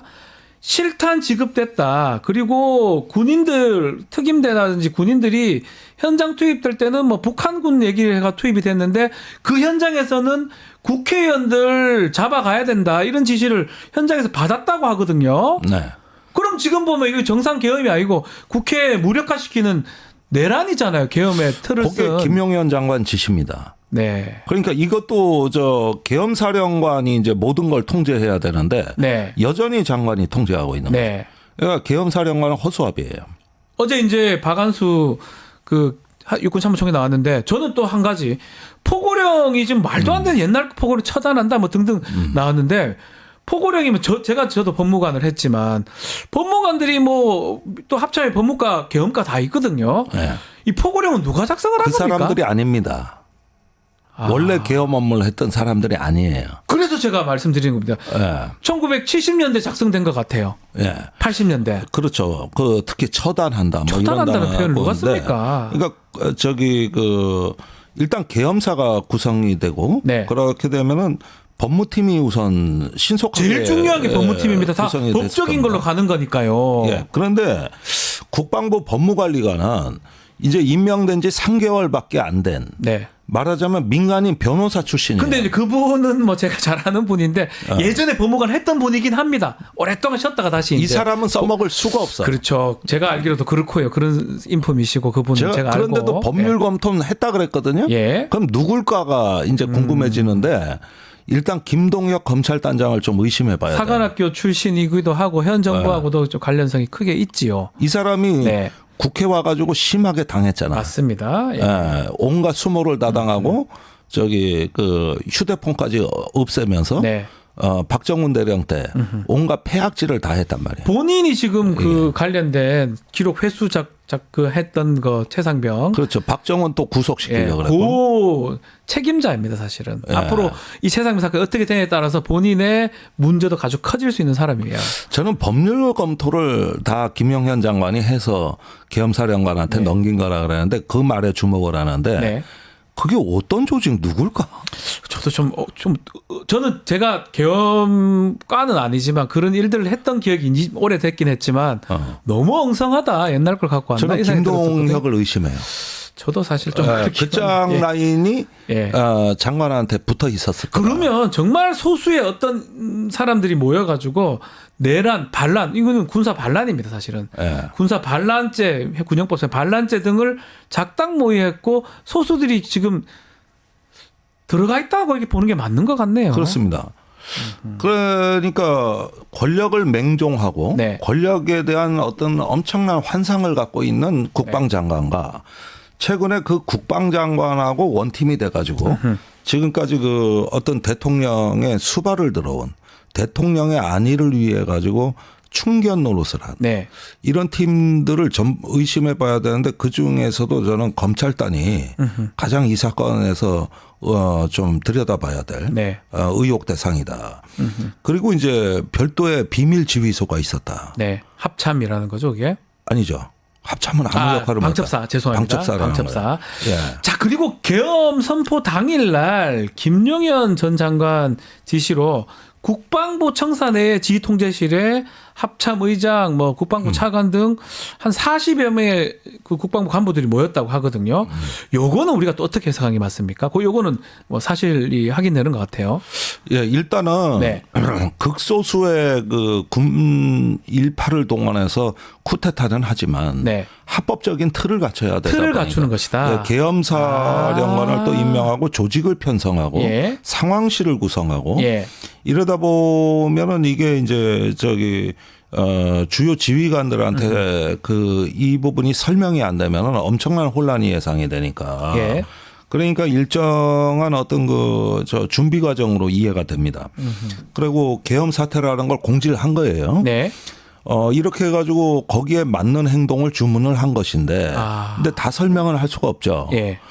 이게 마치 김재규가 박정희 씨하고 예. 자기가 육군본부로 들어가 장악하려고 그랬었잖아. 원래는 그렇게 원래 이제 그때는 당시 이제 보안사 중앙정보로. 중정에 가냐, 예. 6번에 가냐 그 갈림길에서 6번에 간 거잖아요. 김재규가. 6번에 가서 장악하려고 예, 했던 거죠. 본인이 예. 원했던 게. 예. 예. 그렇지만 이제 잡혔죠. 오히려 거기서 이제 비서실장이 뭐 또 등이 김재규가 범인이다 뭐 등등 얘기를 해가지고. 그렇죠. 예. 그래서 요 상황을 보면은 일단 그때 육군 벙커에 와 있던 김재규 같아. 막 벙커에 와 있는. 우왕좌왕하면서 제대로 설명도 못하면서 예. 뭔가 군에 대해 가지고 어떤 방향으로 장악을 하려고 했던. 그래서 말 그대로 지금 보면 김용현 전 장관이 사람을 모아놓고 어떠한 지시도 안 내렸다고 합니다. 그리고 해제되니까 다 돌아가라고 또 했다고 하거든요. 네. 딱 말씀대로 장악만 해놓고 있었다. 그렇죠. 이제 예. 군 주요 지휘관들을 딱 장악해 놓고 네. 계속 이제 계엄군의 활동을 확대시키려고 했던 이런 상황입니다. 합법을 가장하려고 또 비상계엄 선포하고 나중에 해제된 이후에 요 합참 지하에 있는 그 벙커 네. 지 통제실에 대통령이 또 갔다고 하거든요. 요거는 어떻게 해석해야 됩니까? 그러니까 이제 국방부 지하 벙커는 대통령 집무실이 있는 건물입니다. 다이렉트 연결된다고 하긴 했는데. 거기서 합참 지통실까지는 한 200m 되는데 네. 지하로 연결돼 있어요. 그래서 합참 지휘 통제실로 갔다. 거기서 김용현 장관하고 밀담을 나눴다. 네. 나머지 사람들은 밖에 있어서 무슨 얘기인지도 몰랐다. 네. 그러니까 이제 대통령은 일종의 어떤 김용현하고 이 계엄 사태 운영 방향을 토의한 걸로 보여지고 사실상 뭐 성관이도 갔다 양구군청까지는 뭐 그건 예하부대 일이니까 그렇다 하더라도 방첩사를 통해서 이렇게 장악하고 있다. 네. 뭐 이런 등등의 이야기를 하지 않았을까. 그리고 국회 상황을 무엇보다도 모니터링한 걸 갖고 토의를 하지 않았을까. 이런 어떤 예상이 됩니다. 김용현 전 장관이 그러면 핵심이네요, 사실은. 그러니까 김용현이라는 사람의 그 네. 권력에 대한 맹종이 결국은 그 국가적으로 큰 재앙을 막을 뻔한 몇 번의 기회를 날려버린 거고 대통령의 입안에 혀처럼 구는 전형적인 간신배 그걸 역할에 오히려 푹 돋은 건데 제가 이런 말씀을 참 드려야 되는가 모르겠습니다만은 경호처장 하던 김용현부터 장관이 올 때까지 이 사람 정말 위험한 인사라고 뭔 짓을 저지를 위험한 인물이다. 계속 말씀을 하셨어요. 방송에서 의원님은. 수십 번을 얘기한 것 같아요. 수십 의원님은 번을 제가 들은 얘기했는데 얘기도 엄청 많으니까요. 그리고 또 김용현한테 고발도 당했어요. 예. 그래도 계속 얘기했거든요. 그런데 제가 어떤 공적인 인물 한 사람을 대상으로 그렇게 얘기해 본 적이 없어요. 그렇죠. 예. 한 번도 없습니다. 네. 제가 김용현 한 사람에 대해서는 정말로 입만 열면은 내가 이 사람 위험한 사람이다. 그래가지고 통제가 안 될 수도 있다. 이런 얘기를 수도 없이 했는데 그게 이 사람의 그 주요 경력과 그동안의 어떤 그 군에서의 행태는 물론이려니와 예. 그 집무실 이전 때 저는 가장 아하. 충격을 받았거든요. 어떤 부분입니까? 막 밀어붙이고 들어와서 예. 자기가 잘하는 국방부 건물을 그해 3월 한 17일경에 그 대선이 끝나고 한 열흘 남짓 열흘도 안 된 시점에 국방부 쳐들어와 이번 달 말까지 비우라 그랬거든요. 그리고 이건 통보라 그랬거든. 네. 그렇게 권력에 맹종하는 모습이 너무 위험해 보이고 그러니까요. 예. 그 뒤에 각종 언사라든가 이런 것들을 보면은 너무 위험한 자야 이자가. 그런데 이제 경호처장 할 때 계속 석연치 않은 일이 일어나거든. 맞습니다. 뭐 시행령을 고쳐서 예. 군과 경찰을 지휘 감독하겠다. 그런 적이 없거든요. 말도 차지철입니까? 차지철도 그 정도는 안 했어. 못했죠. 예. 네. 그러니까 이 권력에 대한 어떤 장악 의지와 맹종이 이게 상식선을 넘어섰다고 이 양반은. 네. 그런데 대통령의 또 성정에는 그게 맞는 거야. 이래가지고 둘이 하고 맨날 대통령하고 술 처먹고. 네. 그러면 대통령 고액 후원자한테 수의 계약 주고. 예. 그다음에 감사원 감사 보셔서 아시겠습니다만은 이건 법에도 없는 뭐 그냥 관저공사 네. 뭐 이런 거라든가 보면 이 사람 정말 위험한 사람이다. 그 사람이 국방부 장관이 된 거잖아요. 이거 법이고 뭐고 없다 이 사람은. 그나마 신원식이 더 나았다는 거잖아요. 그렇죠. 힘이고 정이다. 예. 이 사람한테는. 예. 그러니까 진짜 위험한 사람이란 걸 그렇게 얘기를 많이 했다고. 네. 그래도 그랬던 저마저도 이번 사태는 예상 못했다. 비상계엄까지는 예상 못했다. 뭔가 저 사람 이상하고 위험하다가 했던 거예요. 대통령이 결심한 거지만 그 실행하고 이행한 사람은 김용현이네요. 그렇죠. 김용현이 없이는 네. 아무리 대통령이라도 이 정도까지는 안 가. 못하겠죠. 네. 예. 자, 이 김용현 좀 전에 뭐 얘기했던 것 중에 중앙선거관리위원회 청사에 갔던 부분 이거는 또 납득하기가 어렵습니다. 아니 뭐 국회는 그러다 칩시다. 선거관리위원회는 왜 갑니까 군대가? 그거 오늘 아침 신문 보시면 예. 김용현이 스스로 자복을 했어요. 어떤 내용입니까? 부정선거 의혹이 있어서 네. 그걸 규명하기 위해서 그 쳐들어갔다고. 규명을 왜 군인이 합니까? 본인이 왜 합니까? 대통령이 자주 했단 말입니다. 극우 유튜버가 했단 말이에요. 예. 그러니까 이 사람은 대통령한테 완전히 자기를 이입시킨다니까. 감정과 생각을. 네. 그게 이번에 저 선관위 그런 것도 이어지고 그다음에 저 의료 현장을 떠난 의료인들, 전공의들에 대해서 처단한다는 협박이 나가는 이게 정확하게 용산 대통령의 그 용어랑 맞아떨어지죠. 그렇죠. 예. 정확하게 거기에 주파수가 조율된 거고 그나마 많이 자제해서 이 정도지 실제로는 이것 말고도 머릿속엔 더 많은 그 조치 사항이 고려돼 있을 거예요. 이걸 일종의 국정 정상화 조치라고 이게 대통령실에서 나온 건데 국정 정상화 조치. 그러니까 옛날 전두환이 집권에 할 때 국보위를 만들었을 국보위요. 때 예. 대통령 전에 이미 대통령보다 더한 권력을 행사한 게 국보위입니다. 네. 거기서 나온 사회 정화. 그렇죠. 예. 그거랑 똑같은 맥락에 자 좋습니다. 이러면 김용현 어제 출국한다는 뭐 얘기가 있어 출금 조치가 됐다고 지금 알려져 있는데 뭔가 이 사람은 가만히 놔둬도 되는 겁니까? 돌아다니게 어떻게 보십니까? 아니 지금 저 장관에서 김용현을 면직시킨 것은 네. 일단은 국회에 탄핵안이 올라왔고 그다음에 국회 출석이 예정돼 있으니까 숨겨놓은 겁니다. 그러니까 그 일단은 지금 대통령은 계속 지금 내란 세력들을 여전히 끼고 보호하고 있어요. 일환인 이게 더 거죠, 문제 이게. 아닙니까? 대통령 예. 정신이 뭐 온전치 않은 상황에서 내란 세력들은 지금 그대로 존재하고 있잖아요. 네. 이게 정상적인 상황이 아닌데 국민의힘이 이걸 좀 모르나요? 국민의힘은? 아니 내란죄가 아니라는데. 아니긴 왜 아닙니까? 누가 봐도 내란죄인데요. 아니 그런데 이 부분에 대해서 네. 말이에요. 계엄을 선포할 때 대통령실도 자체 검토를 했어요. 네. 이것도 내부에서 제가 들은 얘기인데 네. 대통령의 의지가 굳으니까 밑에서는 준비를 해야 되는데 내란죄 여부가 어떻게 되느냐. 그런데 결론은 어떻게 나왔냐면 다툼의 여지가 있다. 어떻게 다툼이 지금 내란죄 맞는 것 같은데 전 누가 보더라도. 예. 다툼의 여지가 있다. 이렇게 결론을 내서 올렸다는 겁니다. 네. 이게 대통령의 결심을 촉진했다는 거예요. 그럼 그 사람도 전 그러면은 책임을 져야 될 것 같은데요. 그런 다툼의 여지가 있다 하더라도 6개월 시간을 버는 작전이었다는 거예요. 그건 이재명 대표 사법기관이에요. 그때까지. 예. 대법원 판결까지. 네. 첫 번째 재판에 대법원 6개월의 시간을 벌고 명태균과 김건희에 대한 건 멈추고 이렇게 하면은 한 6개월 정도 계엄을 유지할 만하다 이게. 네. 다툼의 여지는 있지만. 이야. 그러니까 그 다툼의 여지로 인한 손실이 더 크냐. 예. 아니면 국정을 정상화한다는 명분하에서 올수도시키고 다 제압해버리는 게 더 이익이냐. 이건 대통령이 판단하고 계산한 거지. 네, 그러네요. 예, 이렇게 해서 계엄 쪽으로 기울게 됐다. 이 얘기지.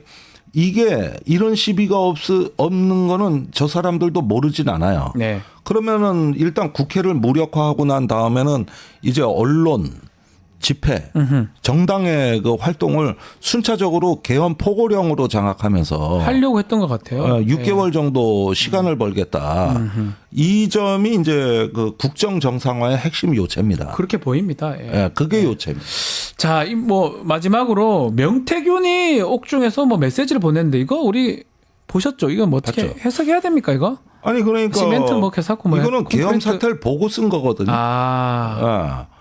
그런데 이제 야당도 끌어안으란 얘기 아닙니까? 네. 그러니까 이제 대통령한테 노기를 가라앉히시고 이제 다시 화합의 길로 나오시라나. 네. 이게 뭐 또 이런 명태균의 조언이 또 화제가 되는 것도 참 기이합니다. 기이한데. 자, 민주당 이제 표결합니다. 야당에서 토요일 날 내일 아마 오후 저녁쯤에 아마 될 것 같은데 주말 저녁 예상을 좀 해주십시오. 어떻게 될 것 같습니까? 일단은 대통령 탄핵 통과는 네. 돼야만 된다는 도덕적 당위성이 있지만 네. 그러나 현실적으로는 아직은 어렵다는 또 현실론을 네. 일단 동시에 말씀드릴 수밖에 없고 네. 김건희 탄핵은 통과 가능성이 있어 보입니다. 오히려 김건희 탄핵이 더 통과가 될 것이다. 예. 아하. 친한계 일부가 동요하고 있는 건 분명하거든요. 예. 이게 바로 계엄령 선포의 이유예요. 아. 예. 그런데 계엄이 무산됐는데도 그 동요는 오히려 커졌다. 예. 이렇게 보면은 절반의 성공으로 갈 가능성이 있어 보이거든요. 근데 이제 그 직후가 위험해 보여요. 직후에 혹시나 지금 뭐 이런 국회 표결을 대통령 탄핵이 무산되면 대통령은 거 봐라. 예. 나는 탄핵 안 된다. 임기 끝까지 간다. 이런 어떤 생각을 굳히게 되고 김건희 특검 이 부분에 대해서 무력할 수 있는 다른 수단이 뭐가 있느냐. 네. 이제 이런 걸 찾을 겁니다. 이때가 가장 위험한 순간이에요. 굉장히 위험한 순간입니다. 네. 그래서 앞으로 국회의원들을 탈탈 털어서 네. 뭔가 협박을 할 수단이 없는가. 아하. 캐비넷이랑 캐비넷 다 열어. 뭐부터 해가지고 또 하나의 미친 짓이 나온다 이거예요. 광풍이. 뭐가 또 나올 것이다. 네. 그러려면 국민의힘의 뭐 한동훈 대표 등 국민의힘에서 좀 각성을 좀 해야 될 것 그러니까 같은데요. 이제 친한계가 딜레마에 빠진 게 예. 이게 김건희 특검법은 통과가 돼야 되는 거고 반면에 이러다 대통령이 더 미치면 어떡하지? 뭐 그럴 가능성도 배제할 수 없는 것 같아요. 지금 보면 하는 짓거리를 보면. 그러니까 일단은 심기 경호는 해줘야 되는 거 아니야? 이 사이에서 흔들린다는 거야 이게. 이게. 그러니까 친한계가 참 한심한 상황에 그게 빠지는 근데 그게 게. 조금만 생각해 보면 뭐는 게 국민을 위했고 국가를 위할 거라는 걸 알 수 있지 않나요? 그걸 모르면 뭐하러 정치를 합니까? 그러니까 이제 국민의힘 중진들이 막 호소하는 게 네. 이제 삐끗하면 우리 멸문지화 당한다 이런 얘기를 공개적으로 한다니까? 그 얘기를 정말 자기들 그 안위 때문에 이걸 다 막아야 된다는 거예요. 그 얘기를 하잖아요. 그러면 안 되는 거 아닌가요? 설사 그렇다 손 치더라도 예. 근데 이제는 호소할 방법이 그거밖에 없는 거야. 이게 말이 되나요? 참. 그래서 멸문지화 20년 30년 동안 풀 한 폭이 안 나오는 우리는 이제 사막이 된다. 이런 공포심을 조장한단 말이에요. 그러니까 이제 막다른 골목에까지 갔고 사실상 국민의힘은 배수진의 네. 형국까지 간 거예요. 거기에 대통령은 거의 미쳤지. 네. 이제 이 상황에서 우리 패족들이 될 운명이다. 어떻게 해야 되나. 이건 적벽대전에서 깨진 조조의 잔당들의 몰골하고 비슷해. 똑같다. 예. 그러니까 마지막이라도 지푸라기라도 건지자. 이런 식의 호소를 지금 나경원, 권성동 네. 이런 자들이 하고 있다고. 가장 안타깝습니다. 그 사람들이 뭐 미추광이 벌거벗은 임금님은 그러다 손 치더라도 그것을 자신들의 이익을 위해서 부추기고 있고 방조하는 그 세력들 저는 역사적 나중에 심판을 반드시 받아야 된다 생각이 드는데요. 그렇죠. 지금 국민 여론은 탄핵으로 완전히 기울었거든요. 네. 압도적이에요. 압도적입니다. 완전히 기울었기 때문에 지금 이런 어떤 국민보다 더 큰 법은 없습니다. 그러니까요. 국가의 다수 국민의 집단 의지보다 우리나라에 더 센 법은 없고 없죠. 주권자가 법입니다. 네. 그 국가의 일반 의지이자 이건 국민의 명령이거든요. 네. 이런 데서 바들바들 떨고 있다. 완전히 그냥 사시나무 떨듯 떨다. 떨 필요가 없는 게 조금만 생각해 보면 답이 나와 있는 거 아닙니까? 그 사람 국민을 보고 정치하는 거 아니에요? 국가를 보고? 그런 어떤 정치인으로서의 소명과 뭘 합니까, 책임이 그러면? 아니요. 뭐하라 해요? 기득권 때문에 하는 거예요. 그럼 집에 있지 그냥. 기득권 때문에 하는 기득권 때문에. 이해가 안 되네요. 완전 이기주의, 기회주의, 기득권주의. 알겠습니다. 시간이 다 됐어요. 이제 오늘 그러니까. 마무리를 좀 해야 될 것 같습니다. 오늘 좀 무거운 얘기 많이 들었어요. 네. 자, 오늘 많은 얘기 해주셨는데요. 최강 디펜스 김종대 의원 함께했습니다. 감사합니다. 네, 감사합니다. 자, 뉴스토마토 구독자 이벤트 마치기 전에 소개해 드리겠습니다. 실시간 채팅창 참여하시면 매일매일 2,000 통통 코인 지급해 드립니다. 매일 2,000원 상당의 할인 쿠폰 지급해 드리니까요. 통통몰 앱에 가입하신 뒤 회원 고유 번호 코드 실시간 채팅창에 붙여넣기 하면 됩니다. 하루에 5번 5,000 통통 코인 드리니까요. 상단 고정 링크나 더보기란 참고해 주시면 됩니다. 월요일 방송 소개해 드리겠습니다. 영식당 코너 준비되어 있고요. 김용민 목사 나옵니다. 대담 나오니까요. 많은 시청 부탁드립니다. 이어서 2부 뉴스 인사 프라임 진행되니까 어디 가지 마시고 조금만 기다려 주십시오.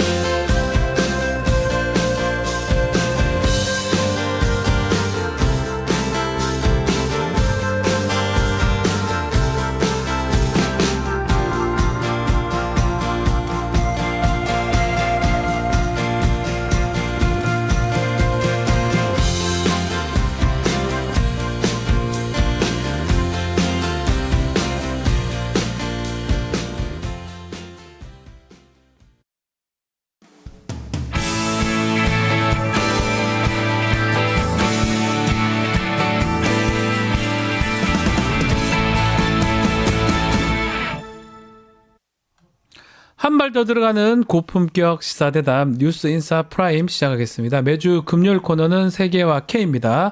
자, 세계 속의 한국, 또 우리가 알아야 할 세계 소식 전해드리겠습니다. 자, 오늘도 문희정 평론가, 알파고 기자 두 분 함께합니다. 안녕하십니까? 네, 안녕하세요. 비상계엄 얘기 먼저 해보겠습니다. 알파고. 오늘 그 얘기 말고 딴 얘기 안 하실 거예요? 네, 그러면? 딴 얘기 안 합니다. 못합니다. 전공이 쿠데타.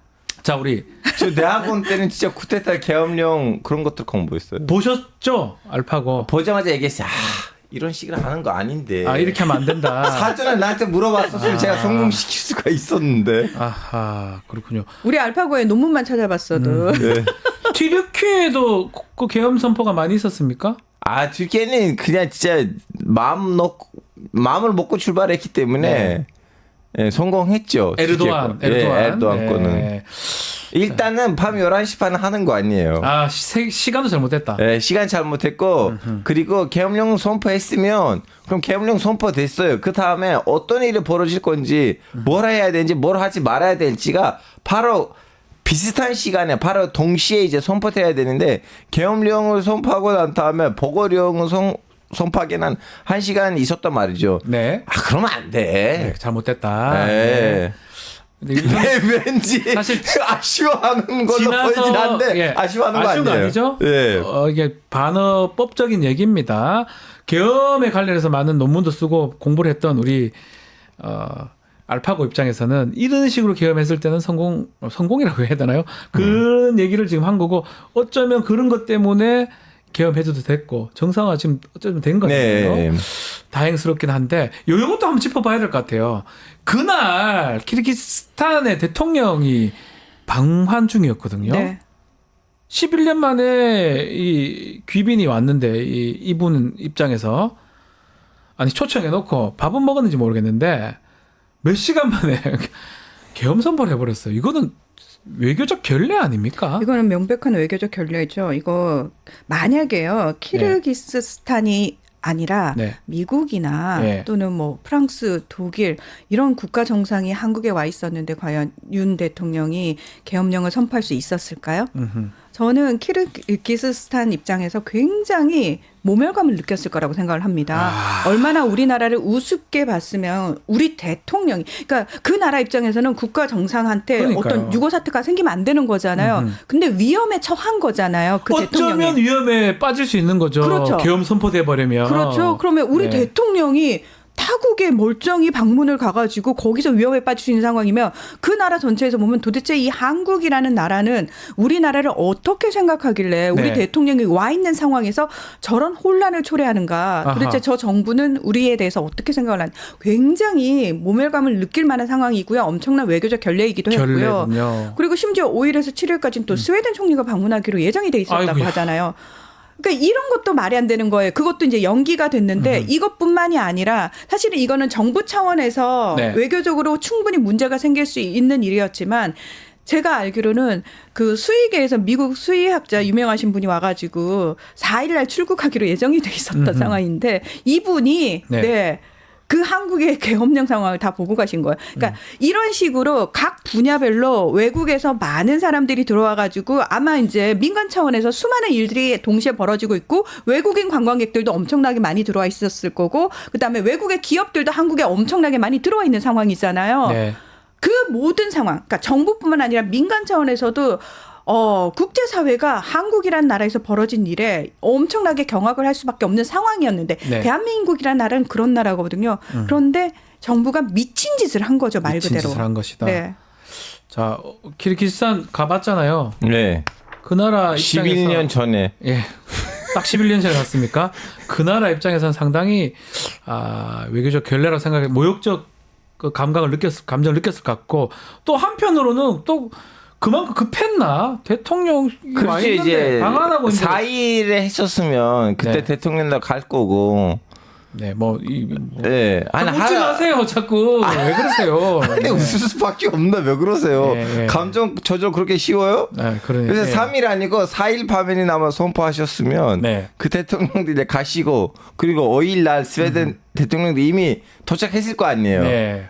아무런 문제 없이 걱정하지 마. 이름이 다 했어 하고 만나고 하루 정도 왜 못 기다리셨죠? 중요한 거는 이게 지금 계엄령을 재빨리 민주당 의원들을 중심으로 국회에 모여가지고 절차에 따라서 해제를 했기 때문에 그러니까 문제가 없는 거지. 지금 문제가 없는 이게까지. 거지. 만약에 이게 아니었고 유혈 사태라도 벌어졌으면 정말 대한민국은 한 수십 년 전으로 6개월 정도 계엄하겠다 예. 이런 얘기도 있었거든요. 정말 전쟁이 벌어지고 있는 우크라이나와 같은 예. 상황이 될 수도 있는 상황이었고요. 예. 더 큰 문제는 뭐냐면 지금 이거 계엄령이 멀쩡하게 해제가 됐다고 해서 모든 게 다 정상으로 돌아온 게 아닙니다. 그렇죠. 일단 예. 해외에서는 대한민국 정부를 신뢰할 수 없는 상황이 돼버렸어요. 네. 그리고 왜 우리가 원래 코리아 디스카운트라는 게 있습니다. 네. 그러니까 우리는 너무 익숙해져서 이 분단 상황이 아무렇지도 않게 느껴지지만 외국에서는 지금까지 늘 문재인 정부 전까지 항상 외국 친구들은 늘 물어봤어요. 네. 야, 너 사우스야, 노스야? 아, 그렇죠. 그래서 물어보죠. 저도 예, 들어봤어요. 항상 그랬어요. 그러면 사우스야 왜? 그러면 야. 너네 괜찮냐고 자꾸 물어봐요. 네. 그리고 북한에서 자꾸 핵실험하면 너네 괜찮냐는 얘기부터 해요. 그래서 아니 우리는 상관은 우리는 멀쩡해라고 얘기하는데 이것 자체가 한국은 늘 군사적 도발의 위험이 상존하는 곳, 늘 언제라도 전쟁터가 될 수 있는 곳. 이게 코리아 디스카운트였잖아요. 맞습니다. 여기에 지금 플러스가 됐단 말이에요. 왜? 세계 10위 경제대국이고 소프트파워 강국입니다. 문화 강국입니다. 그 한국에서 말도 안 되는 일이 벌어졌어요. 어떤 상황이냐면 영국, 프랑스, 독일 이런 서구권의 사람들한테 계엄령이 뭐야를 설명해야 되는 상황인 거예요. 창피합니다. 예. 왜? 계엄령은 독재국가에서나 벌어지는 일이지 민주국가에서는 있을 수 없는 일입니다. 우리 마셜 아트, 태권도, 태권, 합기도뿐만 아니고 마셜 러브도 유명하다. 왜 그러세요? 자, 네. 예, 일단 그런 그렇습니다. 상황이긴 하지만 그나마 외신 다 달았어요. 그나마 주목하고 있는 부분 중에 하나는 우리 시민 의식입니다. 그렇죠. 제 보기에는 우리는 긍정적으로 생각해야 돼요. 긍정적으로. 왜냐하면 제가 이제 좀 중동 언론 위주로 보거든요. 네. 제 직업 때문에. 네. 중동에서 이런 논의가 항상 유명한 논쟁이에요. 지식인들 사이에는. 야, 진짜 민주주의 아시아에서 그것을 비울 수 있을까? 민주주의는 오직 서양에 있는 거 아니냐.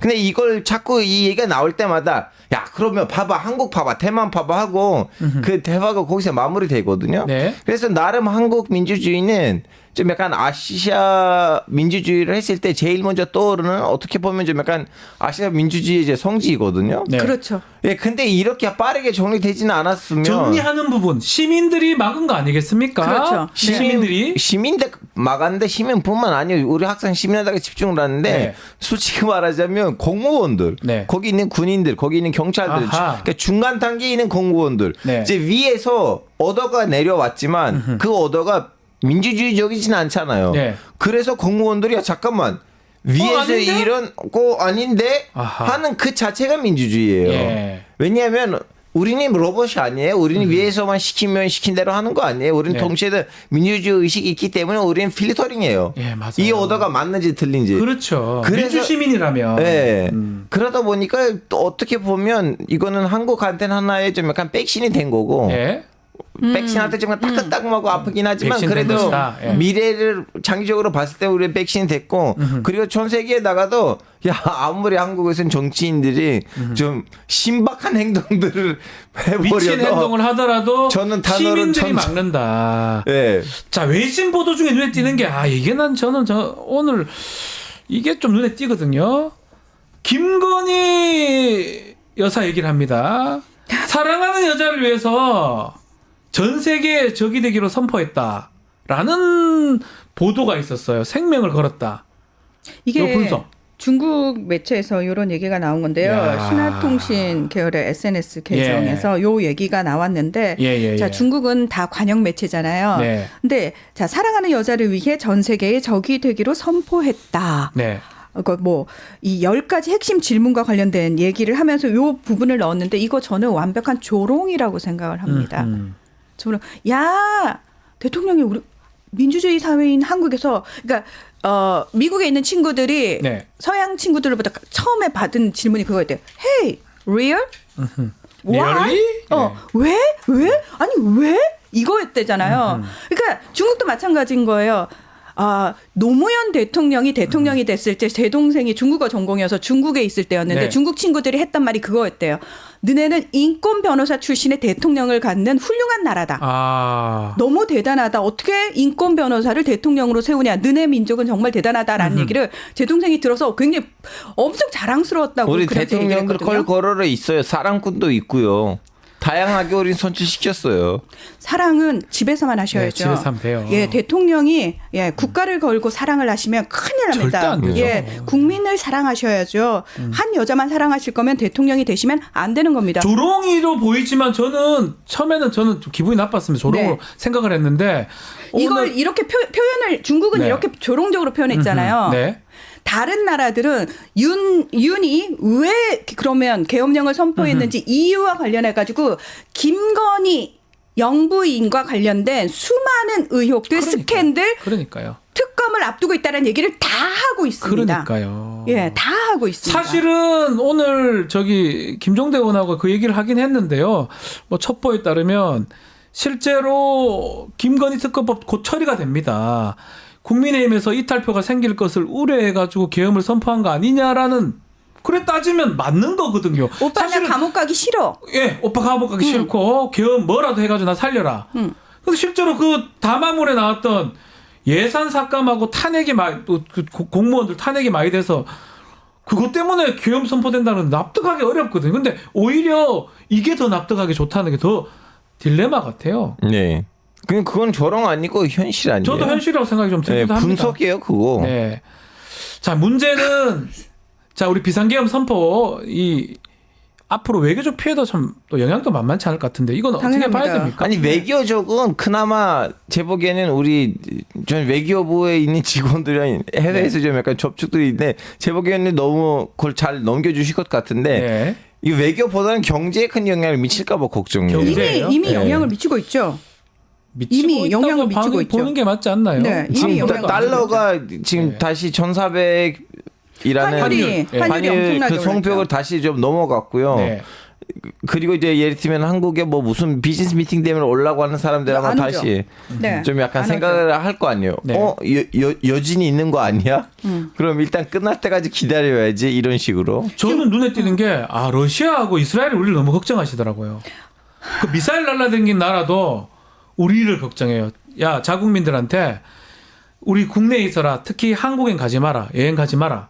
이거가 되게 충격적이거든요. 태국에서는 한국 원화 환전 안 금지됐죠. 받는다. 네. 네, 태국 환전소에서 그리고 일부 환전소지만 네. 러시아의 그 외무부 대변인이 이렇게 얘기를 했죠. 이거 봐라. 역시 한반도의 긴장감과 한반도의 위험을 도발하는 나라는 한국이라는 게 북한이 분명히 아니다. 있다. 한국이다.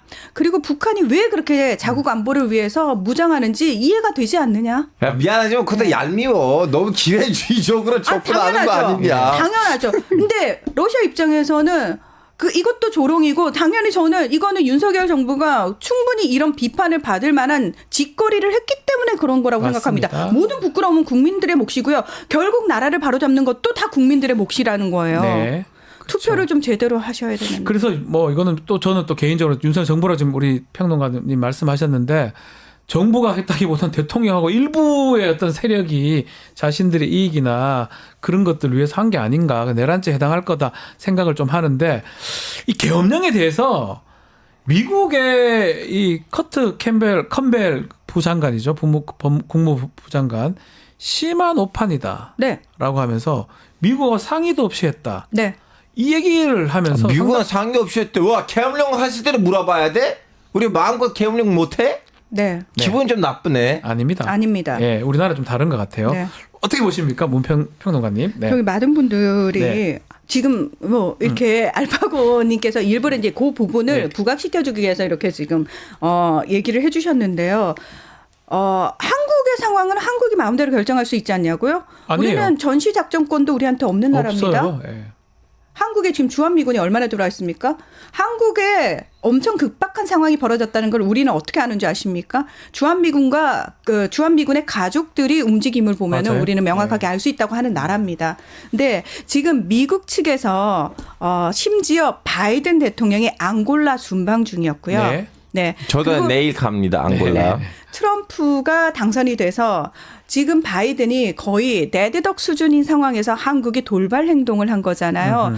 바이든은 퇴임 직전에 어떻게든 외교적 성과를 하나라도 내려고 헤즈볼라와 이스라엘 간의 휴전도 강제로 탁 해놓고 이거 어떤 지금도 계속 돌발 상황이 벌어지고 있고 교전이 벌어지는데 아니야. 휴전 상황 맞아라고 얘기를 하고 있는데 굳건한 한미 동맹이라고 얘기하는 아시아 태평양 전략에서 굉장히 중요한 나라인 한국에서 본인이 엄청 친하다고 했던 프레지던트 윤이 말 그대로 계엄령 돌발 행동을 한 겁니다. 사고 친 겁니다. 그러니 국무부 입장에서는 미국은 외교부가 따로 없고 이 외교 문제를 다 국무부에서 하니까 국무부 입장에서는 속된 표현을 빡이 돌았어요. 네. 그러니까 대놓고 특정 국가의 특정 대통령 이름까지 거론하면서 심한 오판을 했다라고 네. 이야기를 하고 있고요. 미국의 외교 전문지들에서도 심지어 포린 폴리시는 그 얘기를 했어요. 이거는 친위 쿠데타다라는 표현을 그러니까 신이 규정을 쿠데타 그렇게 얘기하기 쉽지 않죠. 네, 대놓고 쿠데타라고 이야기를 했습니다. 이건 뭐냐? 미국 정부가 이 정도로 화가 났다라고 얘기를 하고 있고요. 커트 캠벨 미 국무부 부장관이 뭐라고까지 얘기를 했냐면은 아니, 너네 미국하고 한국하고 한 라인 있고 계속 연락하잖아. 안 됐어? 몰랐어? 정말 몰랐어? 이러니까 하는 말이 우리 쪽하고 연락하는 사람들조차도 몰랐고 그러니까요. 그들조차도 굉장히 놀랐다. 충격적이다. 충격을 받았다라고 얘기를 하는데 그래서 저는 그 얘기를 하는 거예요. 만약에 정치 문법, 외교 문법에 익숙한 사람들이 정부를 잡고 있었으면은 이 일이 가능했겠느냐. 불가능하죠. 불가능합니다. 불가능하죠. 예. 그럼 이 일을 일으킨 사람들이 군은 어떠냐? 군 내에도 사실 기존의 그 불가능해요. 문법에 따른 사람들이 불가능해요. 많습니다. 예. 그러니까 사실은 뭐 알파고는 이제 좀 부각시키 좀 말씀을 하시는데 뭐 저는 개인적으로 반대합니다. 작전 통제 모든 군사 움직임은 우리가 가져야 된다고 보지만 제가 군대에서도 계속 주장을 했던 부분이긴 하지만 결국은 전시는 미군이 갖고 있고 평시만 우리가 갖고 있는 거거든요. 계엄 상황이면 전시하고 평시하고 그 중간 상황이기 때문에 당연히 미국하고 협의가 돼야 돼요. 그거 안 되고는 군대가 움직일 수가 없어요. 미군의 허락받지 않고는 우리 군대가 못 움직이는데요. 왜 모르면 안 되는 거예요. 저는 네. 근데 5.16 때는 그렇게 안 했어요. 그거는 예, 그 예외잖아요. 그거는 이걸 착각하시면 안 되는 게 뭐냐면 우리는 쿠데타라고 하면 군부 내부에서 일으키는 거예요. 정권을 잡기 위해서. 그래서 방송국 장악하고 바로 대통령 체포하러 가죠.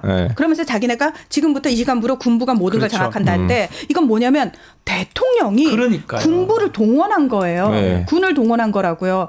이것 자체가 말이 안 되는 상황이 지금 벌어진 그렇죠. 겁니다. 지금 왜 문제냐면 그게 정상적인 계엄 상황이면 미국도 알아야 되고 그렇죠. 군대 합참이나 예를 들어서 계엄 사령관도 지금 아무것도 몰라요. 나도 대통령 담화보고 알았다. 이렇게 어제 얘기를 한 걸 봤을 때는 정상적이지 않는 일부 소수의 어떤 반란이나 내란에 가까운 그렇죠. 지금 상황이다. 이렇게 보는 거죠. 그래서 그런 그래서, 얘기를 네. 하는 것 같습니다. 그래서 윤석열은 내란 수괴죠. 사실은 대통령이라고 칭하면 안 됩니다. 내란 지금은 수괴입니다. 그래 피의자로 네. 보는 게 맞는데 트럼프 대통령 입장이 나왔습니까 혹시? 아니요, 머스크가 예. 그 국회에서 가결된 거 있잖아요. 네. 이 계엄령 해제에 가결한 그 장면을 올리면서 와우라고. 머스크가요? 네. 그리고 트럼프 쪽에 인사들 쪽에서 큰일 났네. 얘기가 나온 게 뭐냐면은 그건 거예요. 그러니까 우리 정부 쪽 이제 와우. 실무진들이 트럼프 쪽하고 이제 어떻게든 대화를 좀 해보려고 만나려고 이렇게 인맥을 동원하는 과정에서 트럼프 측에서 이렇게 얘기를 했다고 합니다. 인수팀에서. 아니 곧 끝날 힘도 없는 죽은 그 정부하고 우리가 대화할 이유가 없다. 다음 정부가 곧 들어설 텐데 우리는 대화를 하지 않겠다라고 얘기를 하고 있습니다. 앞으로 윤석열 대통령하고 대화할 외국 정상이 있을까요? 스웨덴은 됩니까? 스웨덴 안 됩니다. 스웨덴도 안 자, 할 영국 것 같은데? 일간 텔레그래프가 딱 이렇게 표현했어요. 네. 윤 대통령이 트럼프 당선인과 향후 회담을 위해 골프 연습을 시작했다고 말했지만 워싱턴과 백악관을 방문할 기회가 아마 또다시 주어질까? 현재로선 그럴 것 같지 않다. 없을 것 같다. 뭐 저라도 마찬가지예요. 이렇게 불안하고 언제 탄핵될지 모르고 언제 문제 일으킬지 모르는 당연하죠. 정상하고 왜 회담을 하고 얘기를 합니까? 이코노미스트는 이렇게 표현했어요. 윤 대통령은 사퇴하거나 탄핵당해야 한다라는 제목의 기사를 아예 썼습니다. 그러면서 그는 세계에서 가장 중요한 국가 중 한 곳에서 대통령은커녕 어떤 공직도 맡을 자격이 없음을 스스로 증명했다. 지금 전 세계 주류 언론들은 다 비판하고 있습니다. 중동 쪽은 어떻습니까? 혹시? 중동 쪽은 이제 다 한국이란 좋은 경제적인 파트너십들 있잖아요. 네. 그래서 중동 국가들 대다수가 완전 국가이거나 아니면 네. 독재 국가들 있잖아요. 중동은 좀 그런 경우 그래서 많으니까. 한국의 민주주의는 그렇게 중요하진 않고 네. 기사들이 너무 빠르게 정리됐어요. 야, 이제 한국이 다 정리됐고 걱정할 거 없고 할 거 계속 해라. 상황이 안 좋을 때는 주목을 하지만 어쨌든 정리가 됐다고 보고 이제 더 이상 보도를 하지 않군요. 그리고 시민들이 이렇게 빨리 정리한 거를 별로 부각하지 않죠. 안 좋아하죠. 왜냐하면 중동에서 그런 일이 일어났을 때 시민들이 와서 막 하는 거 안 좋아할 거 아니에요. 그리고 이제 좀 약간 갔다 왔다 하는 나라들 있잖아요. 예를 들면 튀르키예, 뭐 나토 안에 있는 트로이 목마. 네. 하여튼 그런 나라들에서 또 이제 너무 지나친 반미 네. 평론가들이 진짜 이상한 소리들 해요. 이건 미국의 뭐이다. 미국이요? 예, 전혀 애플하고 모르고 테슬라가 현대하고 삼성을 잡으려고 이런 작전을 짰다라는 식으로 진짜 교수 타이틀을 갖고 있는 사람들 그런 말들 하니까 와 진짜 우리 외교부가 너무 강했으면 그런 사람들이 벌써 뭐 좀 약간 미리미리 접수를 했을 텐데 네. 예, 그런 좀 이상한 소리들이 언론에 나오지 않게끔. 튀르키예에도 또라이들이 많구나. 예. 알겠습니다. 우리가 뭐 키운 것도 있어요. 네. 강력국은 자기 사람들이 미리미리 키워놔요. 네. 그럼 이런 상황이 터질 때는 미리 키워놨던 현지인들이 언론에 나와서 얘기를 하거든요. 네. 알겠습니다. 자, 요 마지막으로 요 얘기 짧게 좀 하고 마무리를 좀 하겠습니다. 멕시코 얘기인데요. 저 깜짝 놀랐습니다. 멕시코가 판사를 다 선거로 뽑네요. 네. 자. 5.3대 1. 판사하겠습니다. 이렇게 막 공약만 하고 이래야 됩니까? 이게 어떻게 봐야 됩니까? 자, 멕시코는 89년 만에, 그러니까 독립된 이후 89년 만에 처음으로 진보 대통령인 오브라도르 대통령이 6년 전에 딱 이제 탄생을 해요. 그 당선이 돼요. 네. 그러면서 기존의 기득권 세력들, 적폐 세력들이 사회 전반을 꽉 잡고 있었잖아요. 그래서 그걸 개혁하기 위해서 여러 가지 일들을 추진을 하는 과정에서 번번이 중요한 일들이 어디서 막히냐면 사법부에서 법원에서 막히는 거예요. 막힌다. 법원에서 막히는 겁니다. 네. 그러니까 말 그대로 사법농단이 엄청나게 일어나는데 그래서 도대체 이것들이 뭘 하고 있나 들여다봤더니 인맥이나 네. 돈이 없으면은 제대로 공정한 판결을 받기도 힘들고요. 네. 한번 그 재판이 시작됐는데 12년에서 15년이 걸리기도 하고요. 그리고 어떻게 된 게 판결을 보면은 재판 결과가 거의 대부분 유력자들, 권력 있는 사람들, 그다음에 해외 자본, 외국 자본, 대기업들한테만 유리한 판결들이 뚝뚝 떨어지는 거예요. 네. 그러니까 멕시코 대통령이 이거 뭘 하려고 해도 다 소송으로 가면 다 지는 겁니다. 거니까. 이 심지어 스페인 기업이 전력을 굉장히 비싸게 판매를 할 권한을 가지고 있는 거예요. 그래서 이건 말이 안 된다. 그래서 국가에서 회수를 하려고 하는데 스페인 기업이 소송을 걸었어요. 네. 어떻게 됐을까요? 국가가 졌어요. 졌습니다. 국가가 져버렸어요. 그러니까 오브라 대통령이 이것 봐라. 우리가 뭘 하려고 해도 이 사법부가 이미 지들이 스스로 너무 거대한 조직이 됐고 카르텔이 돼서 자기네들 스스로가 권력화돼서 어떤 것도 되지 않는다. 이걸 개혁하지 않으면 우리나라는 희망이 없다라고 이야기를 합니다. 그래서 직선을 했고 지금 5.3대 1인데 우리 지금 댓글에는 우리도 좀 그렇게 하면 안 되냐 이런 얘기도 많이 합니다. 멕시코에서는 오케이인데 한국에서 할 필요가 없고요. 지금 보세요. 대통령 계엄 선포를 했는데 자기 내각마저 따르진 않았는데 우리는 그 정도로 후질국가 아니고 멕시코의 문제점은 뭐냐면 1914년인가 17년인가 정확한 그 년짜를 기억하지 못하지만 근데 1910년 때였는데 그때는 독재 정권이 있었는 독재 정권이 이제 무너뜨리고 다음에 좌우 정당들이 합작을 해가지고 정당을 하나 만들어서 그거 이제 80년 갔어요. 그 정당이 80년 동안 혼자서 다 이렇게 정권을 잡았는데 90년대 말기쯤 2000년대 초기인가 그때 처음으로 한번 진보 대통령이 나왔다가 또 이제 그 진보 대통령 때는 미국이랑 관계가 좀 틀어지니까 경제적인 이제 영향을 받아가지고 다시 뒤돌아가지고 그 기득권 정당을 뽑았는데 그 기득권 정당 대통령이 오바마랑 만나고 야 너네 나라 흑인들 우리나라 보내줘 우리 네. 노동자 필요해라는 이렇게 말실수를 했던 분이었는데 지금 다시 정권이 교체됐거든요. 그러다 보니까 이제 그 80년 90년에 단독 독재는 사법부를 망가지게 만든 거예요. 기득권 세력으로 만들어서 카르텔을 만들었기 때문에 자, 전 세계 최초 유일 판사 직선제 나라 멕시코 지켜보기로 하고요. 자, 오늘 시간이 좀 많이 흘러서 여기서 마무리를 좀 해야 될 것 같습니다. 자, 세가 K 문희정 알파고 두 분 말씀 감사합니다. 고맙습니다. 네, 안녕히 계세요. 자, 뉴스 인사 프라임 여기서 마무리하겠습니다. 생방송 라이브 끝나고 다시 보기 가능한 거 아시죠? SNS 홍보 많이 부탁드리고요. 댓글 참여 기다리고 있겠습니다. 저는 월요일 날 다시 찾아오겠습니다. 감사합니다.